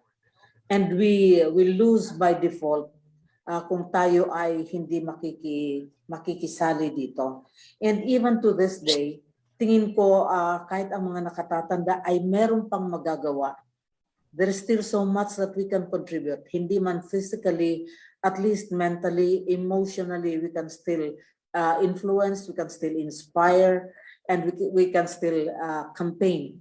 Like what we've been doing this past few months, actually years, kasi we joined Lente since the time before VSO was established. Si Doc Mau, sila ang nag-imbita sa amin to take part sa mga gawain ng Lente. We were part of the unbanked meeting doon sa COMELEC kung saan pinag-usapan yung pag-establish ng isang vulnerable sectors office para dito sa mga vulnerable mga sektor, such as the senior citizens, the persons with disability, the indigenous peoples, and the peoples deprived of liberty. So we were surprised that in no time at all, in less than 2 years, andiyan na yung VSO. So in fact, I was lauding the COMELEC for coming up with VSO, and the VSO also for being so passionate and very actively promoting this mga changes sa ng mga makeup ng mga vulnerable sectors. And so I would like to say na hindi kami nahihiwalay. Sabi nga ninyo, inclusive. We are still trying to be inclusive. Don't talk about us without us. So gusto pa rin namin maging bahagi because we still would like to contribute whatever little is left with us na po pwede namin maitulong sa ating lipunan. Okay, wow. SR Salve, that's very heartwarming, and it really made me feel, and I would agree that there's so much that can be contributed, especially to inspire us, mentally, emotionally, and it's interesting because it made me realize how the nation, indeed, as you mentioned, is a conglomerate of events, and of course, we need to adapt to the needs of the new times, and it's wonderful that your sector is definitely open to that. So maraming salamat po. Let's now proceed to Ma'am Judith po, who would possibly share with us what the role of your sector is in the elections and in nation building. Ma'am Judith. Okay. Ano nga bang role namin sa ating country, no? History tells us that also that we preserve the forest to ensure the balanced biodiversity, including, of course, the protection of our watersheds, that which contributes to the climate change advocacy. We are the recipient of the National Greening Program, a program of the government in reforestation and preservation of our forest. We conserve the source of clean air that we breathe. Yun yung aming role, actually, purely on the preservation of our environment. Mga ahensya nga, sabi nila, we are the best to, yung system namin, our traditional system is the best preservation methods of our water and our forest. Yun lang. Wow. So thank you for sharing that, And yes, it's very important because at least in terms of policies that will affect the preservation of the environment, water, forest, and everything else, your sector can be the one to represent. Kaya talaga napaka-importante na magrehistro para makabote. Salamat po, Ma'am Judith. Now, for Sir Arnel Aba, ito pong question ko sa inyo is something that's a bit different. Ang gusto ko pong tanungin sa inyo, dahil believe din po ako, bakit po kayong pumayag, sa pag-participate sa infomercial video para po ma-encourage natin ang mga PWDs or persons with disabilities para mag-vote? Sir Arnel. Kasi sa gusto ko lang ipapakita din sa mga kapwa ko may kapansanan na hindi na mahirap magparehistro ngayon, hindi na mahirap bumoto. Kung dati ay marami kang stairs na pupuntahan or stairs na aakyatan or floor na aakyatan, ngayon hindi na. Kumbaga binigyan ka ng way ng COMELEC or mga officials na bumoto ng madali sa mga sa may ground floor area sa mga distrito na or presyento na makadali kang bumoto. Para din sa mga kapwa ko may kapansanan, kumbaga dito, pagboto at sa pagrehistro, pantay-pantay, walang discrimination, pantay-pantayin lahat. Ayun po. Maraming salamat po, napakaganda kasi talaga namang dahil sa pagpapadali, or pagiging mas convenient na ngayon, gaya nga ng sabi ni Sir Arnel, napapayag siya at siya mismo ay nabilib, and pumayag na mag-encourage po ng kapwa PWDs niya na mag-vote, Salamat po dun sa pag-share nyo, Sir Arnel, Now, ang next question ko po is, syempre, bukod po sa nabanggit ni Sir Arnel kanina na may mga challenges, sa sectors. Katulad nga yon, kung may staircase, ang hirap akyatin. Ngayon naman po, kay SR Salve and kay Ma'am Judith, ano naman po ang mga challenges sa sector ninyo that actually keep them from getting registered to vote? Meron po bang ganon? Let's start with Ma'am Judith perhaps. Challenges. Yung distance ng registration center, of course. They have to travel from their community. Malayo. So, isa yun. Pangalawa ay yung wala silang ID. Now, it is responded by, addressed by NCIP, of course. And then third ay hindi sila marunong magsulat. Ang mga taga-bundok, they never had the chance to go to school. Kaya they never learned to write their names. Although may mga tutulong naman sa kanila, but then other than that, malayo yung distance at yung education, yung mga bata, hindi naman sila talaga yung paano ba yun? Walang makakatulong sa kanila in terms of writing their names. So filling up the forms, mahirapan talaga sila. Thank you very much for sharing Yun that. yung challenge. Yun yung challenge. Salamat po for sharing this, and because of that, SR Salve, what do you think, or how can we encourage the sectors para po ma-overcome yung challenges na yan and definitely mag-register po?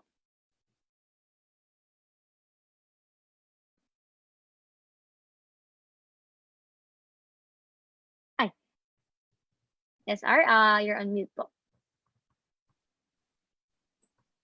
Yes, before I answer kung papaano, I would just like to add to the challenges mentioned by SR Judith.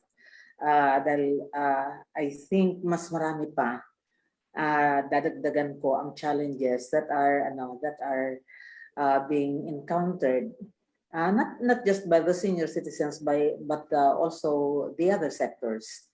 For instance, andiyan yung kakulangan ng mga papeles, documentary requirements just to establish first saan ka ba ipinanganak o kailan ka ba ipinanganak, yung birthday. Let us remember na ang mga karamihan sa mga kaedad ko ay ipinanganak before or during the Second World War. And iyan yung panahon na ang mga munisipyo, ang mga simbahan ay sinusunog. So marami ang ipinarehistro man ay nawawalan pa rin ng records. Second, noong panahon na yon, kung meron man nagpaparehistro, iilan lang yon. Ang karamihan doon, kung mga magulang namin ay hindi rin masyado nakapag-aral, hindi uso ang pagpaparehistro. So in fact, ako I had to work on yung tinatawag nating late registration. Kasi kung ipinarehistro man ako, nasunog siguro yung aming munisipyo at saka yung aming mga simbahan. So even yung mga baptismal records, usually kapag wala kang birth certificate ay hahanapan ka, sige po pwede na yung baptismal record mo. Pero even that ay in most cases hindi rin available.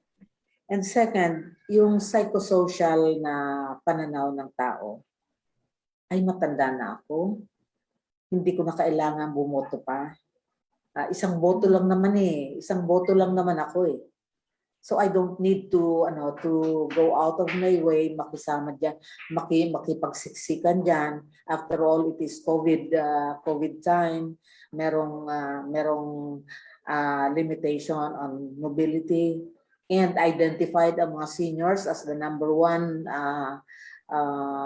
sector na prone to COVID transmissions. So bawal daw lumabas, so hindi ako lalabas. Yung mga ganon. And then also yung physical strength.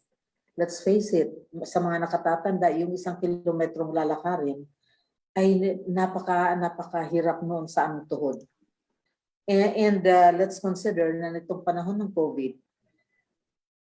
yung 1 kilometro ay gugustuhin mo ng isakay. Kahit ang mga tricycles, malaking problema ang pamasahe. No, dati even before the COVID, 8 pesos lang ang bayad mo sa tricycle. Ngayon, para makasakay ka, 40 ang babayaran mo. So, hindi lahat ng mga nakatatanda ay may source ng pera. Yung 40 ay malaking bagay na yung para sa mga nakatatanda. 1 kilong bigas na yan. Hindi nga kasarapan na bigas yun. Pero let's face it, kesa magparehistro ako, spend much of my time languishing doon sa pakikipila, and then gagastusin ko, si 50 pesos lang nasa bulsa ko, gagastusin ko pa ng pamasahe papunta, paano yung pabalik? Yung ganon. So, also,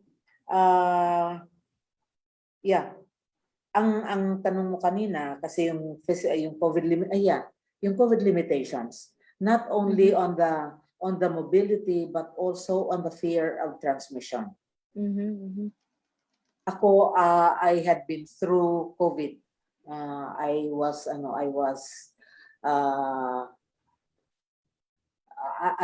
got COVID in April. It was only after June, mga first week of July, that I was able to consider myself as fully recovered. Dahil matindi yung tama sa akin. Hindi ko na makita sa plaka ng X-ray yung aking yung aking lungs. So, andun dyan yung takot ng tao. What do I get? Kapag ako bumoto, 1 boto lang naman yung binigay ko eh. So, in return, baka hindi pa manalo yung aking ibinoto. Pero in return, andun dyan yung pinaka-posibleng mangyayari na baka makakuha uli ako ng transmission ng COVID. So, yun.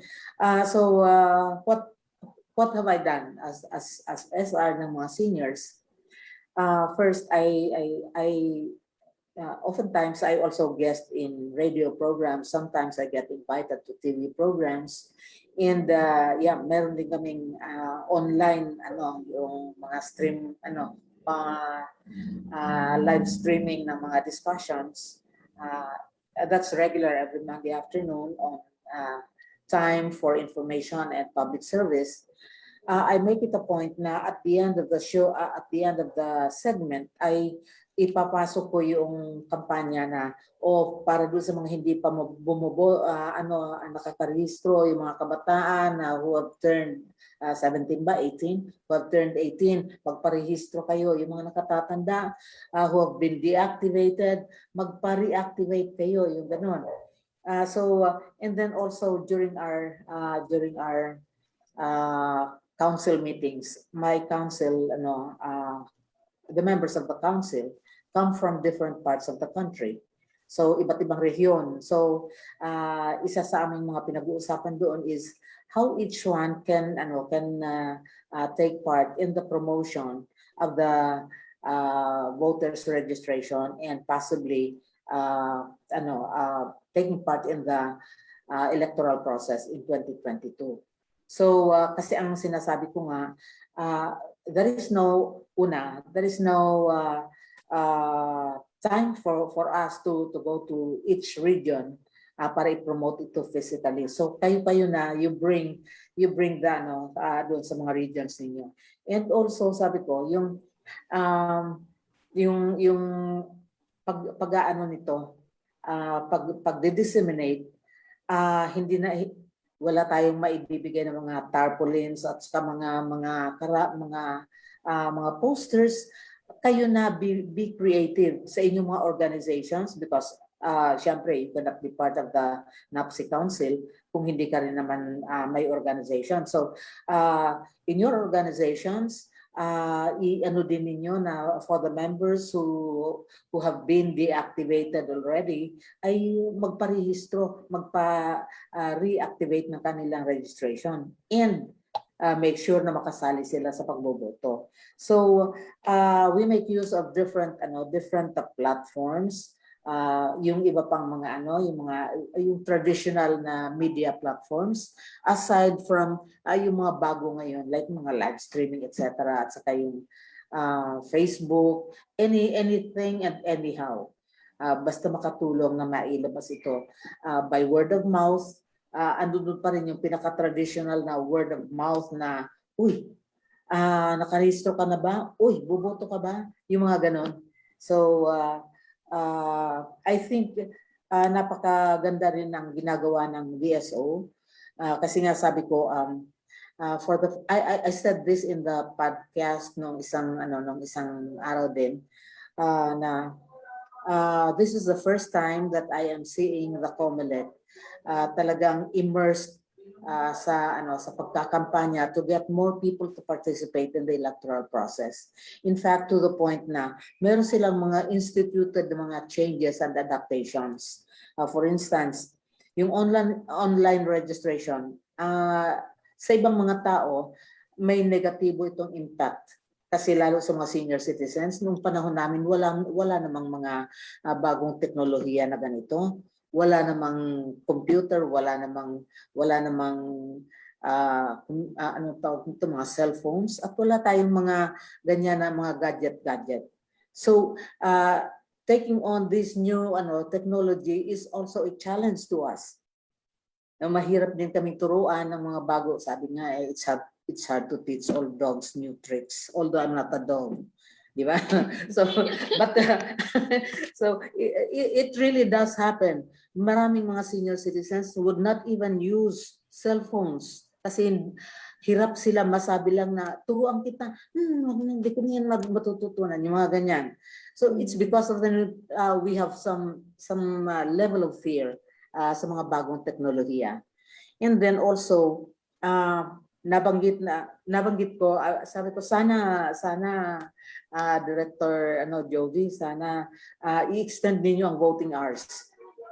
'Di ba? Instead of kasi may sabi-sabi something is floating na sinasabi na baka po pwede na i-extend ng another day yung voting.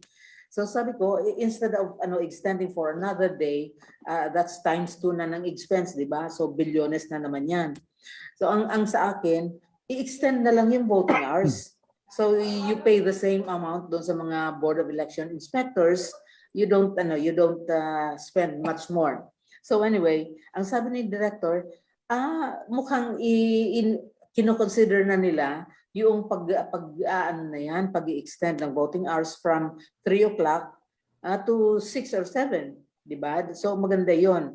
And then also yung binanggit din ni Director Balangkit na there will be volunteer assistors around sa bawat polling precinct na para sa mga senior, sa mga may kapansanan, there will be available voters assistors. And also yung kasi pinag-uusapan in several meetings we had, pinag-uusapan yung creation of special accessible polling places. Kanina nabanggit na ito ni Mr. Jal. So in fact, I suggested kasi dito sa Quezon City, my place is very close to the National Vocational Rehabilitation Center. Ito ang hub ng mga estudyanteng may kapansanan. So most of them, even when they graduate from the NVRC, hindi na sila umuwi, dito na rin sila sa Project 4 naninirahan. So ang dami-dami talaga mga persons with disability dito. Yung isa nga napunta pa sa bahay ko kasi naging asawa ko.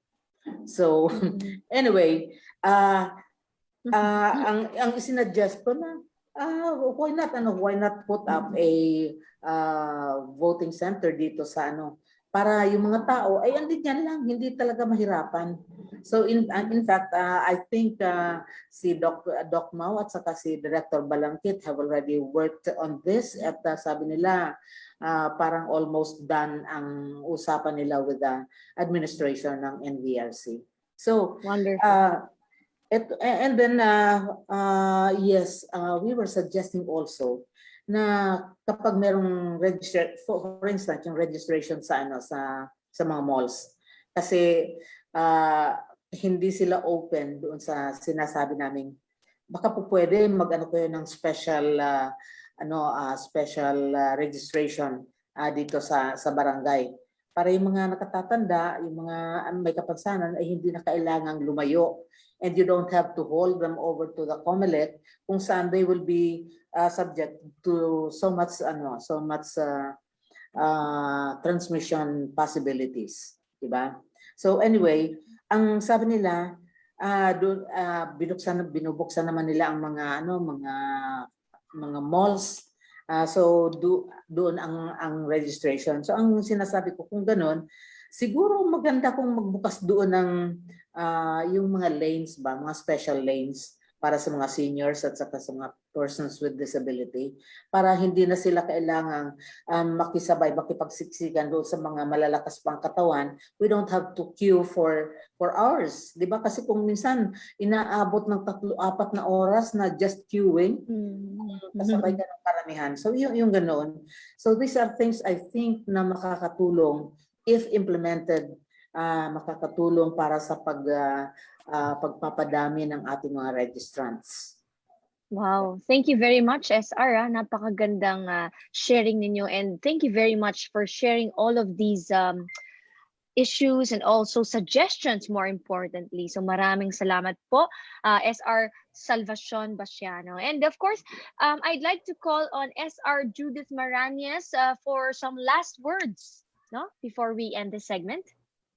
Ma'am Judith? Yes, thank you very much, Ma'am Dory. And Thank you po. thank you for COMELEC Director and others who are here. Maraming salamat for inviting us with SR Salve, of course. And for the indigenous peoples of our country, sa mga kababayang katutubo, magparehistro na po tayo nang sa ganon ay mapili natin yung gusto nating maging leader. Hindi yung pagkatapos ng eleksyon tsaka tayo magbubunganga, tapos na, pero hindi naman tayo sumali sa paligsahan ng pagpili ng ating mga gustong paupuin sa ating gobyerno. Kaya mga kababayang katutubo, mga leaders, the NCIP also, I'm calling on NCIP, please do your work, do your job, go out and ask our leaders, our IP communities to register so that they can vote. Thank you. Salamat po again, SR Judith, for that. And of course, Sir Arnel, and even last words po, Sir Arnel Aba. Maraming salamat po sa pag-imbita dito sa webinar na ito. Sa masasabi ko lang sa aking kababayan or sa kapwa ko may kapansanan, napakahalagang magparehistro para tayo makapili kung sinong liderato na ating gustong iluklok sa pwesto na makakatulong para sa ating lahat o sa ating bayan. Ayun lang po. Yan, maraming salamat po, no? Napakagandang pag-share po ng ating sector leaders and representatives. Again, SR Salvacion Basiano, SR Judith Marañez, and Sir Arnel Aba. Ayan. So, well, to everyone who's still tuning in, we hope the speakers and the videos made you guys more informed citizens. And sa mga kwento din po nila, no? Kahit po ako ay napamove sa kanilang mga sinasabi kanina. Parang lahat na ata ng tanong ko ay nasagot na. So nalaman ko din ng mga kwento, history, and Napakagandang pakinggan, no? However, if this audience still has questions, don't worry because we still have our Q&A segment with Comelec for your queries. So, sige po, keep on sending your questions po lamang and we will try our best to address them. And of course, para po sagutin ang inyong mga katanungan, we have again, Director Jovi. Hi again, Director Jovi. Hello. Kasama pala kami dito sa segment nito.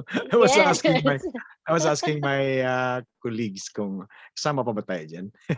Anyway, sige. Yan. This is appreciated. Talagang ito nga yung opportunity namin eh. So thank you for this. No. So Thank you ask also. questions. We will try our best to answer to the best that we can on those questions. All right. Thank you very much, Direct Jovi. You know, even earlier, I learned a lot, no? And what more, ay yung mga katanungan po natin, no? From our social media pages. So here are some questions po, no? The first question that I have for you is, may registration din po ba for the vulnerable sector in our malls and hanggang kailan na po ito? There you go. Hindi ko narinig yung portion lang na vulnerable sectors in? Yes, and in our malls. And hanggang kailan po ito? Yan. Where is that? Sa saan malls. Saan Ating sa malls mall po. niya? Yes, in general okay, po. sa malls in general. Okay. Yes. We still have okay, nagsimula yung synchronized nationwide mall registration natin last Saturday, no, September 11. And there are still offices, especially in the NCR, that are holding satellite registrations in malls right now. No, but most of them would still be holding. In fact, in NCR, perhaps majority of the offices in NCR will be holding their last 5 days or a week before the end, no, up to the last day in malls. So that is a more convenient registration process than holding it in our limited space Comelec offices. No? So, meron pong mga registration sa malls. And I think pwede kong i-announce, no, if you want, no, pero ipopost na lang siguro natin yung mga schedules. No? May mga schedules. Yan. So there are still mall registration. Yes po, mabuti po yan. Para pag na-post po, mas madami po mga inform. Thank you for that. And the next question we have over here is, how can you transfer your voting area? May special forms din po ba for the vulnerable sector?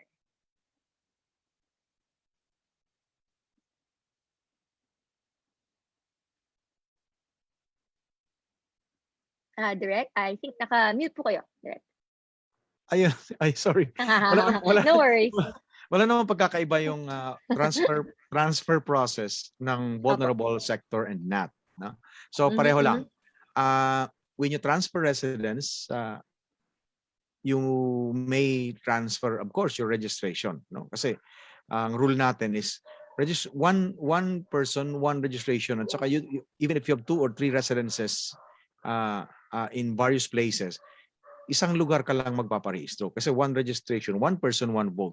So if you transfer residence, you can transfer your registration. So pareho po yung proseso. What you need to prove lang there is same application form, iba lang ang i-check mo.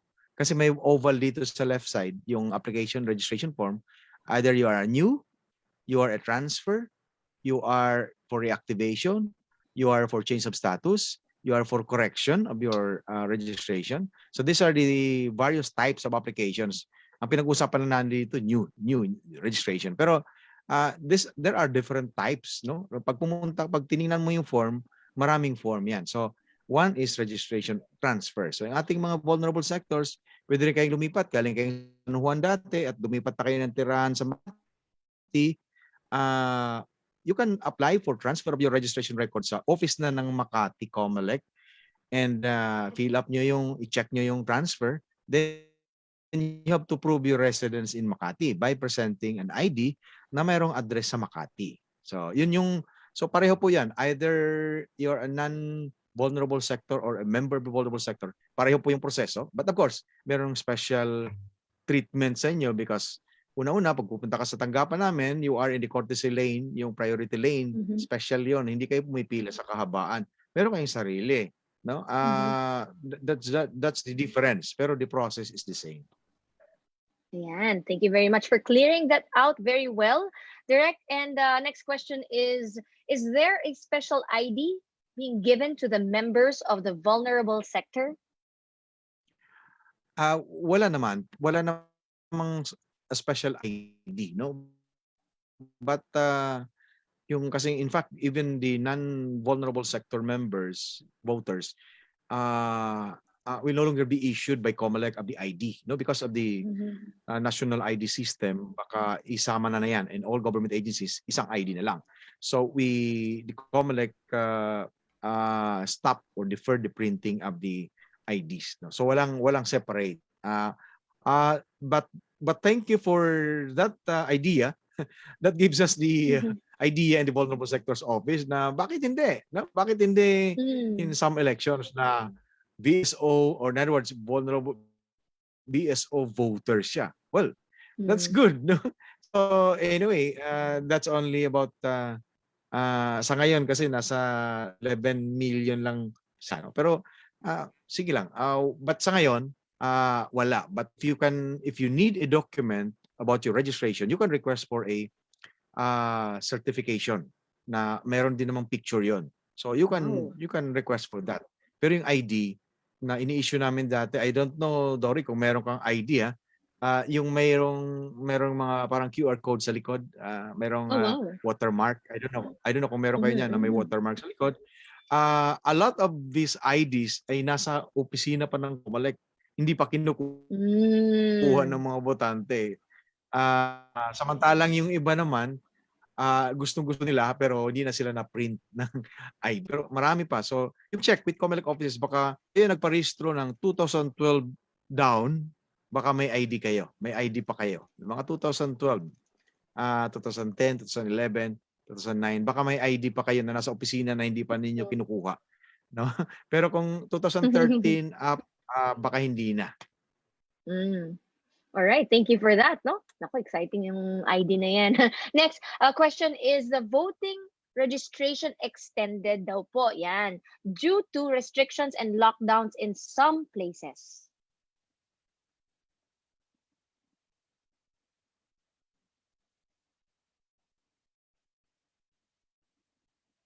Ay, naka-mute po kayo, Direct. Okay.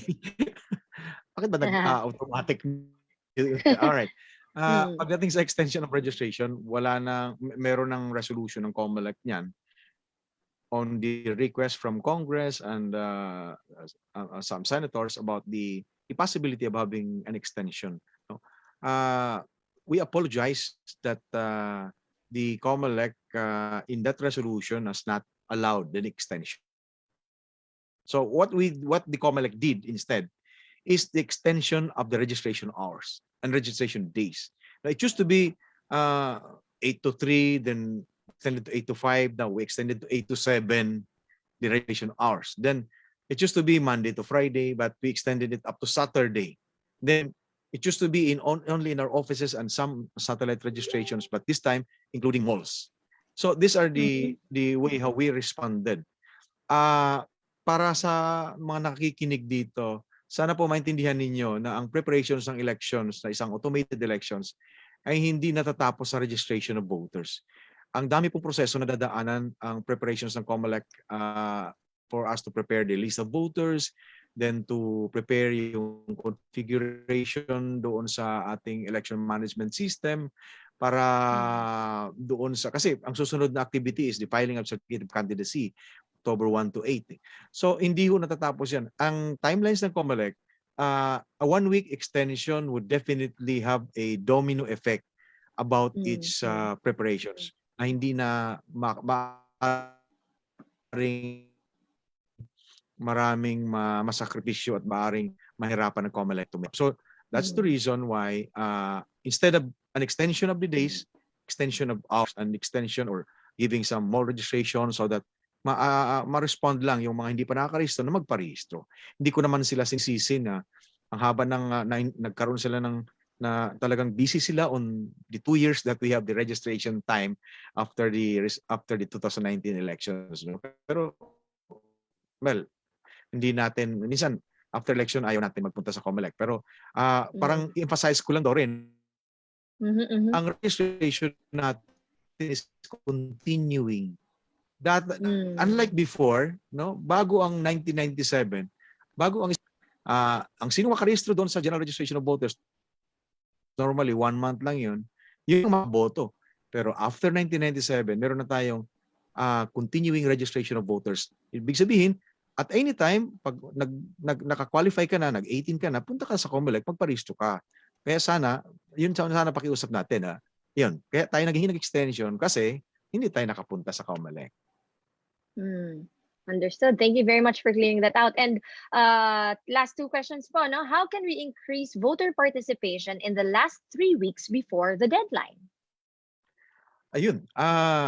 Sa pamamagitan ng election drive, sa pamamagitan ng paghanap ng ating mga partners gaya ng Vote Pilipinas at saka ng mga stakeholders at ating mga government agencies na kasama natin, no, si HR, NAPSI, NICP, NCDA, ito yung mga government agencies na aming kausap palagi sa COMELEC, no, because they're the agencies na advocate sila ng right of this vulnerable sectors office. So sa pamamagitan ng information drive ay mapapataas natin. So mapapataas natin ang kaalaman ng lahat na meron pang pagkakataon na magparehistro. Kaya kayong nandito na nakikinig, pwede bang paki-encourage yung kaibigan, kamag-anak, kaklase, kapitbahay at lahat ng mga nandyan? Pwede tayong maging instrumento para dito. Hinihikayat namin kayo bukod sa ginagawa rin ng ating mga advocates groups nila Ma'am Salve, nila Ma'am si Judith at saka sila Arnel, yung kanilang sector. Alam ko meron silang mga programs. So sana po mapapataas natin sa pamamagitan ng pagtulungan ng lahat. Kasi this is part of our duty din na makatulong sa iba sa pamamagitan ng impormasyon na meron pang registration ng COMELEC. Pag walang registro, hindi makakakoto. Kaya magparehistro para Yan. So, maraming salamat po ulit, no? We do have one question particularly from Facebook. And this is from Radem Musawa. And the question is, where can people download or get the health declaration form to be able to register? Kasi sabi po niya na yung iba pong mga kakilala niya, no, ang sabi sa COMELEC ay kailangan daw, pero wala sa website. Sa City Health daw po ba ito kukunin? Alright. So, Direct, any answers to this yes, question? yes.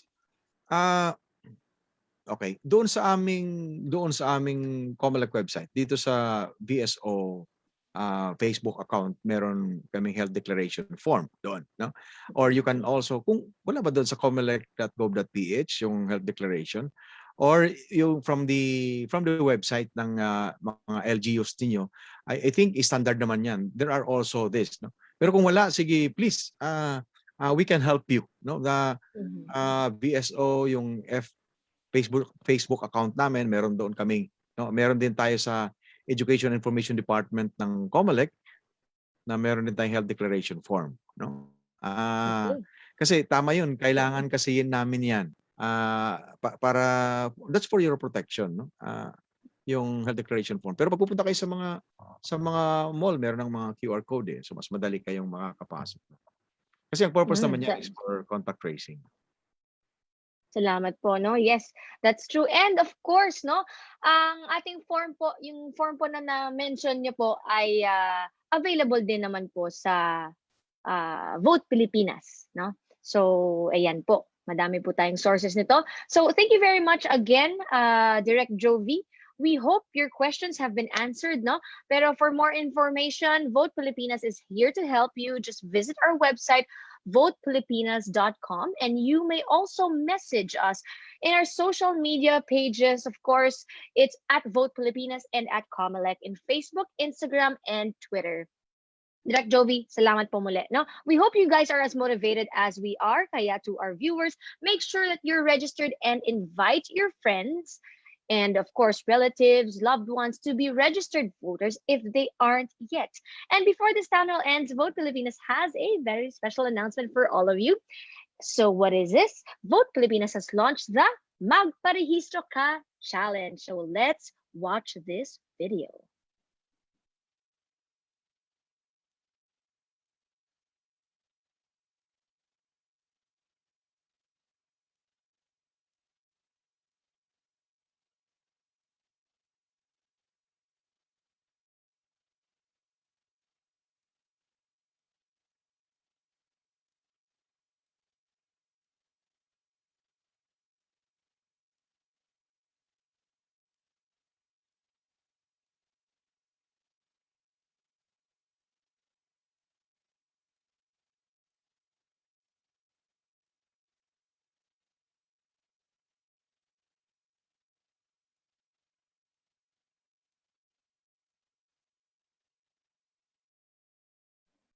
Ayan. So the video shows that indeed there are a lot of exciting prizes for everyone. Kaya start posting your selfies and prepare your captions. And of course, don't forget to tag, okay? Tag at Vote Pilipinas in Instagram, Facebook, and Twitter. But that's not only what we have for you, because Vote Pilipinas also wants to share the voter registration and information to all individuals, no? Bata man, matanda, lahat ng gender, may kapansanan, indigenous, lahat. All right. So Vote Pilipinas wants the citizens to be informed, and that's the reason why Vote Pilipinas has these few remaining town halls. So please check the guide for our schedule. So we have September 20, a town hall with OFWs. That's the first. And of course, on September 24, our grand town hall. Again, September 20, OFW town hall, and September 24, grand town hall. So magkita-kita pumuli tayo doon, no? And wow, I am very, very excited for these next town halls of Vote Pilipinas. This is a way to keep the citizens active and at the same time informed. And now, as our program comes to an end, I'd like to call once again Director Jovi Balangkit from Comelec to give the closing remarks.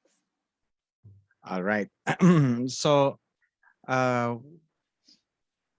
first of all, I would like to thank the Vote Pilipinas for this very important activity for an information drive for voter registration. So thank you very much kay Ces Rodario, yung founder of Vote Pilipinas, and all of your officers in this organization. Indeed, this is very productive insofar as our effort for our members of the vulnerable sectors to participate and to register in the remaining days of registrations. We shared both advocacy in having our potential and qualified voters belonging to these sectors to register. So we know very well the importance of information drive as a tool for us to reach out to those to our target potential qualified voters. And this activity have proven it right now. Because of this town hall activity by the Vote Pilipinas, we were able to share our updates, and we share those informations that people would want to know about Comelec and about the VSO and about our preparations, especially for the remaining days of registration. So once again, on behalf of my colleagues in the Vulnerable Sectors Office, and of course, I would like to mention the commissioner in charge once again for the support, Commissioner Antonio Co, and our Director Chufisto Elnas, the head of the Operations Department of the Comelec, for their support. So thank you once again, Dory, for this opportunity of imparting to our constituents, the vulnerable sectors, about the information on the need and the importance of the registration. As we have said, you can only vote and participate in the elections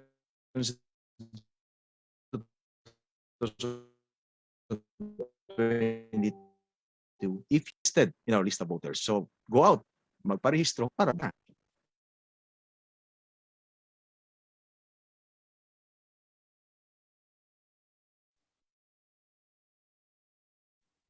So maraming salamat po muli, no? That was COMELEC Director Jovi Balangkit for joining us this evening. Ang dami po nating natutunan. So again, when we use that right and power, please remember to use it wisely.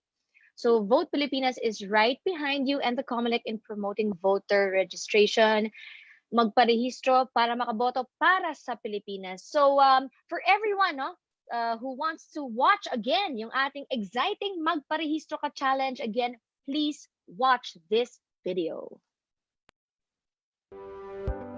Register and win! With the Magparehistro Ka Challenge, prizes will be awarded to our lucky winners who are #ready to vote. This online raffle is open to all newly registered voters and those who have updated their registration details. How can you participate in the challenge? First, make sure to follow any of our accounts on Facebook, Twitter, and Instagram @Vote Pilipinas. Second, post a photo of yourself on your Instagram, Facebook, or Twitter account. Please make sure your post or account is public. Next, tag the city or town and province you are registered in. In your caption, answer the question, bakit mahalagang magparehistro? Tag 3 friends who will register or are already registered to vote, tag Vote Pilipinas, and use the hashtags #registered to vote, #magparehistro ka, #Vote Pilipinas, and #Live Smart, Vote Smart. Lastly, send Vote Pilipinas a direct message with a screenshot of your post and a photo of your COMELEC registration stub. You're now all set. The more entries you send until October 10, the more chances to win. Winners will be announced at the grand draw on October 15.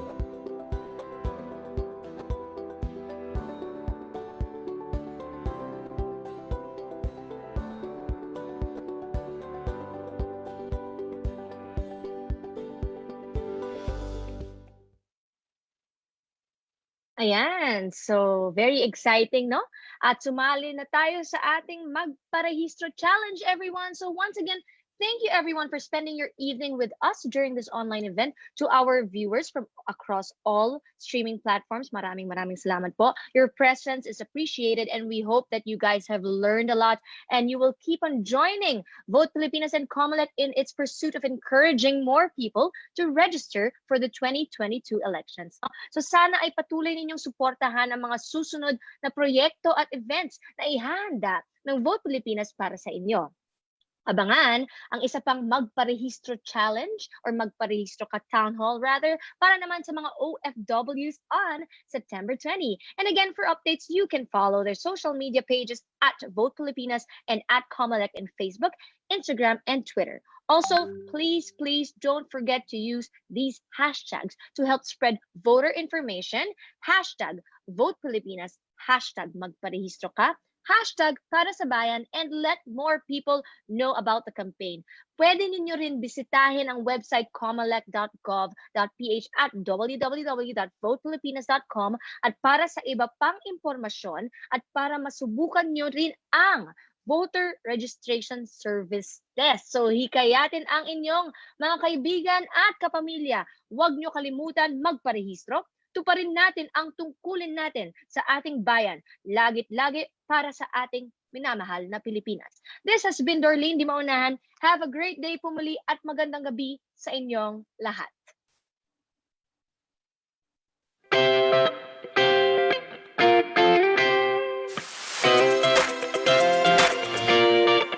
Vote Pilipinas, tara kumilos at makialam. Vote Pilipinas, para sa kinabukasan ng bawat isa. May pananagutan, alay natin para sa bayan. Ang boses mo'y gamitin, karapatan ang kinin. Heto na ang pagkakataon para makibahagi ang boto mo. Makapangyarihan, kaya magsama-sama para sa bayan. Vote Pilipinas, kumilos na, magparehistro ka. Vote Pilipinas.